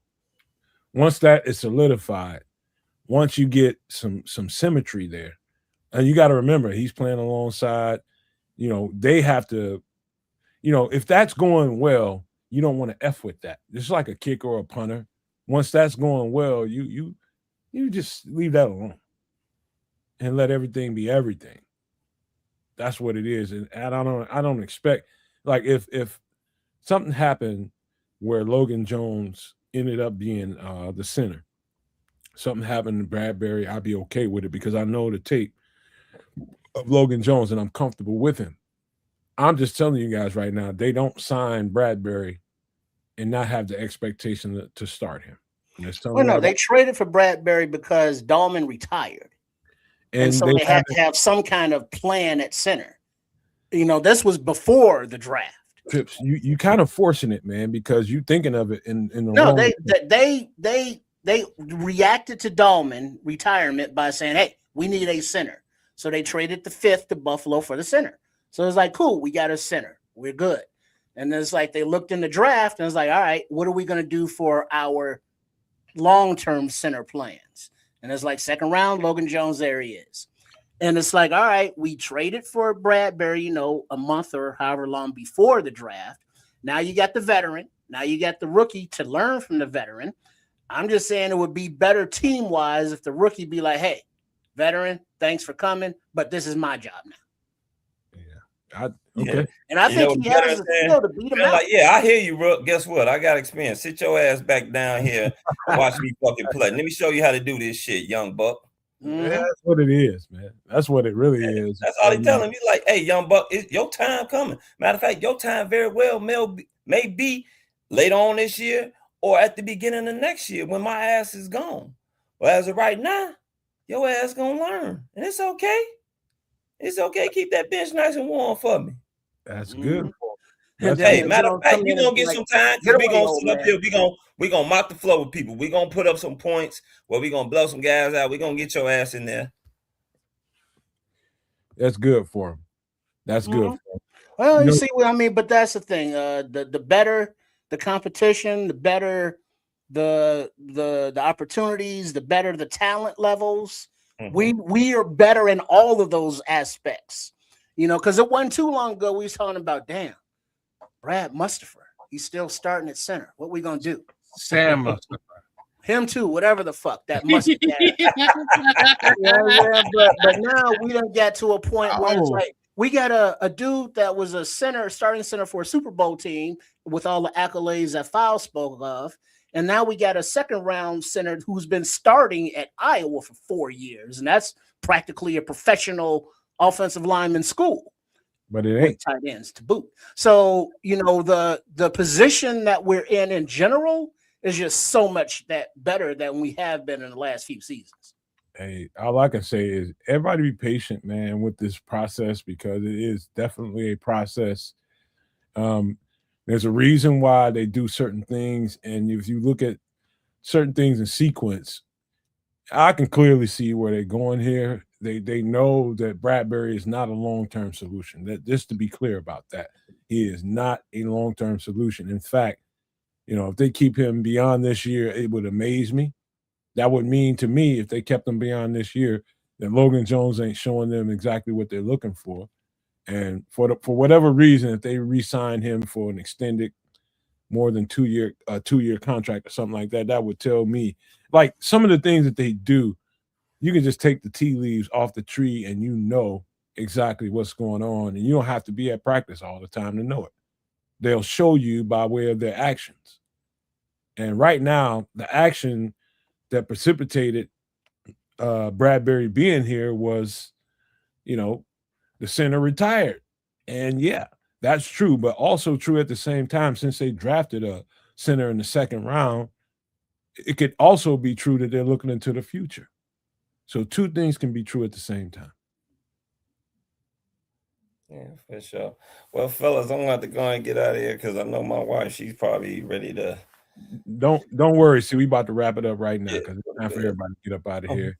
it's Mother's Day, bro. We need to get out of here. And thank you for bringing that up so we can close this thing with some final thoughts. What do you guys? Any last thoughts you guys got? Let's start with from the top with kids.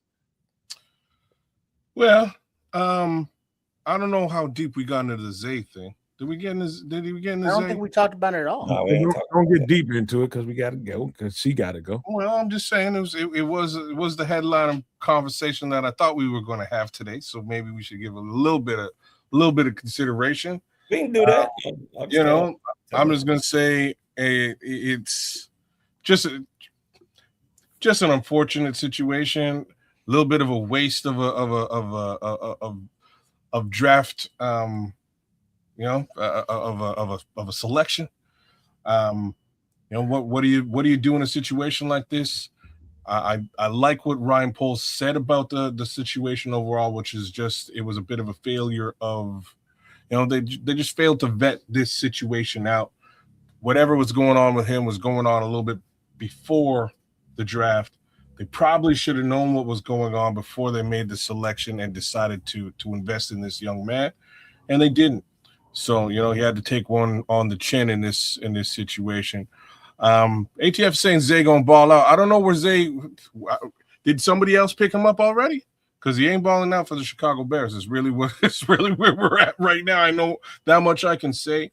We did touch on this a little bit last week, and once more, he is exemplary of what Dennis Allen likes to see in the secondary from a measurements perspective, what he can potentially do. Unfortunately, we never saw it.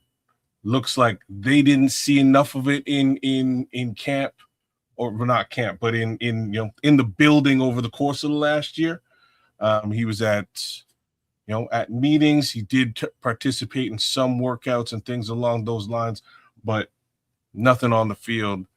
Once again, sentiment of the drafts this season really looking and focused at that secondary one more time, knowing Al Harris is a wizard, knowing Dennis Allen has so much of a focus on that secondary. Not a good situation for Zay Jones, man. Zah Frazier, sorry. All that being said, just want to sort of give the kid a shout out. Big ups to you. Do what you need to do to get back and get seen. And hopefully your future is brighter after all this, but unfortunately it's not with the Chicago Bears. Yeah, he's a 5th round pick, so it wasn't like a 1st, 2nd rounder. So whatever. Sure. Sadly, we don't know what the situation is. We just kind of assume it's a mental health thing or outside the field thing because he was doing physical shit at Hallis Hall. They gave him a year. It's like whatever you're dealing with, all right, deal with it. You're still in Hallis Hall, you're still participating, woo. But the day before, the rookie camp, it was like, yeah, you can't go, well, you got to go. We're not running a daycare center, a self-help center, in Hallis Hall. If you can't get on the field, after this much time, good luck with that someplace else. And we got to keep it moving. And, hope the kid, works out whatever it is he needs to work out. And, do I hope that he balls out someplace? No, because we drafted him. He should be balling here if he's going to ball out. If he can't play, he can't play. He balls wherever he goes, if he goes anywhere. Hey, I don't want to see him all of a sudden, I'm healthy now, mentally or physically, whatever the situation is. Now I'm going to be all pro player over here. No, fuck that. Let's be we drafted your ass. You faked out on us. Fuck that. You retired. Let's be human, man. Come on now. That is. Damn, man. See, what's your last thoughts, man, before we get out of here? I was looking forward to seeing Zah Frazier play this year. McFack knows what he heard the same. Sorry, C, but he heard the same rumor. I'm not gonna, but he heard the same rumor. Yeah, I sent you a message, Kaz, on X. Oh, did you? Don't worry about it. Oh, I must have missed that. I'm pulling it up right now. Go ahead, Pal. My bad. Sorry. Yeah, I was looking forward to seeing Zah Frazier play because he reminded me of someone else from that school that went in the first or second round, and Tyreek Woolen that was over there at Seattle. They both went to the same school, very similar as far as build. I think Zah Frazier was faster. Well, he might have been slightly slower. I don't know. Both of them ran good 40 times and were long, at least 6'3". I was looking very forward to watching him play this year. You could tell that whatever occurred where he got cut was not because of what he could do on the football field. There seems like that was either something personal that was happening, because I mean, I don't care what he was doing in the off season. You didn't even get a chance to go out there and put on your cleats and show them what you got, So obviously this had to be something personal. As Tripp said, I heard it was something about maybe someone, possibly a female girlfriend or somebody dying or something like that. He had some type of emotional breakdown over that. And we know mental health is a real issue. Mental health awareness is something that a lot of people need to actually pay attention to, because it is very real. And that might be the cause of the young man, because nobody's picked him up. And trust me, in these NFL circles, they talk. These coaches talk. These scouts talk. These what they call it, the agents. All these guys, they talk. These NFL circles talk, and he hasn't been picked up yet. So I'm just wishing the young man, I hope he gets the help that he needs. Good luck. And God bless him. And best to him. Hey, man, I'm going to echo that sentiment right there, because, I'm a person that's on the outside looking in. I don't know what's going on with Zah Frazier, and I don't even want to speculate. I want to say this to him in particular. Even though it didn't work out for Chicago, given your circumstances, and if you ever was to watch this podcast and you want to hear some encouragement, I'm giving it to you right now. Keep grinding. Just keep grinding, and your dreams will come true. You're a hell of an athlete. Can't nobody take none of that away from you. You might be in a hell of a situation right now that your pro career could be on the line, but you just keep sticking your nose right in there where it belongs and keep doing what you need to do for yourself and whoever you love, man. But do it more importantly for yourself, man. And get back to where you need to be. It didn't work out for the Chicago Bears, and I can accept that. They had to do what they had to do, but as an athlete, man, you just maintain yourself and you keep working, and you're gonna get where you need to be at. It didn't happen exactly the way it was supposed to be, the way you expected it right away, but you just keep working, man. It's gonna happen, man. That's just the way life works. The universe works in mysterious ways, man. You just keep on working, and you'll get to where you need to be, man. And I just wanted to say, I appreciate you for being a Bear as long as you was, even though you didn't give we expected a lot from you, but that's okay too, man. Things happen. You're a young man, and there's a lot of things in front of you, man. So take it as a bump in the road and keep on grinding, man. So I wanted to say that before I say these last words. Thank you guys for being here also. And you guys, thank you so much, Slimbo Boogie, for the super chats, and everybody else that gave a super chat. And we really needed it right now, man. Y'all have no idea. So keep that coming, man. Big ups, Go Blue, man. Big up, Go Blue. Yes. Go Blue. Yes, sir. Yes. And I just want to leave you guys with these famous words. Keep up the energy. And I want to leave you with this: love, peace, and hair grease, y'all.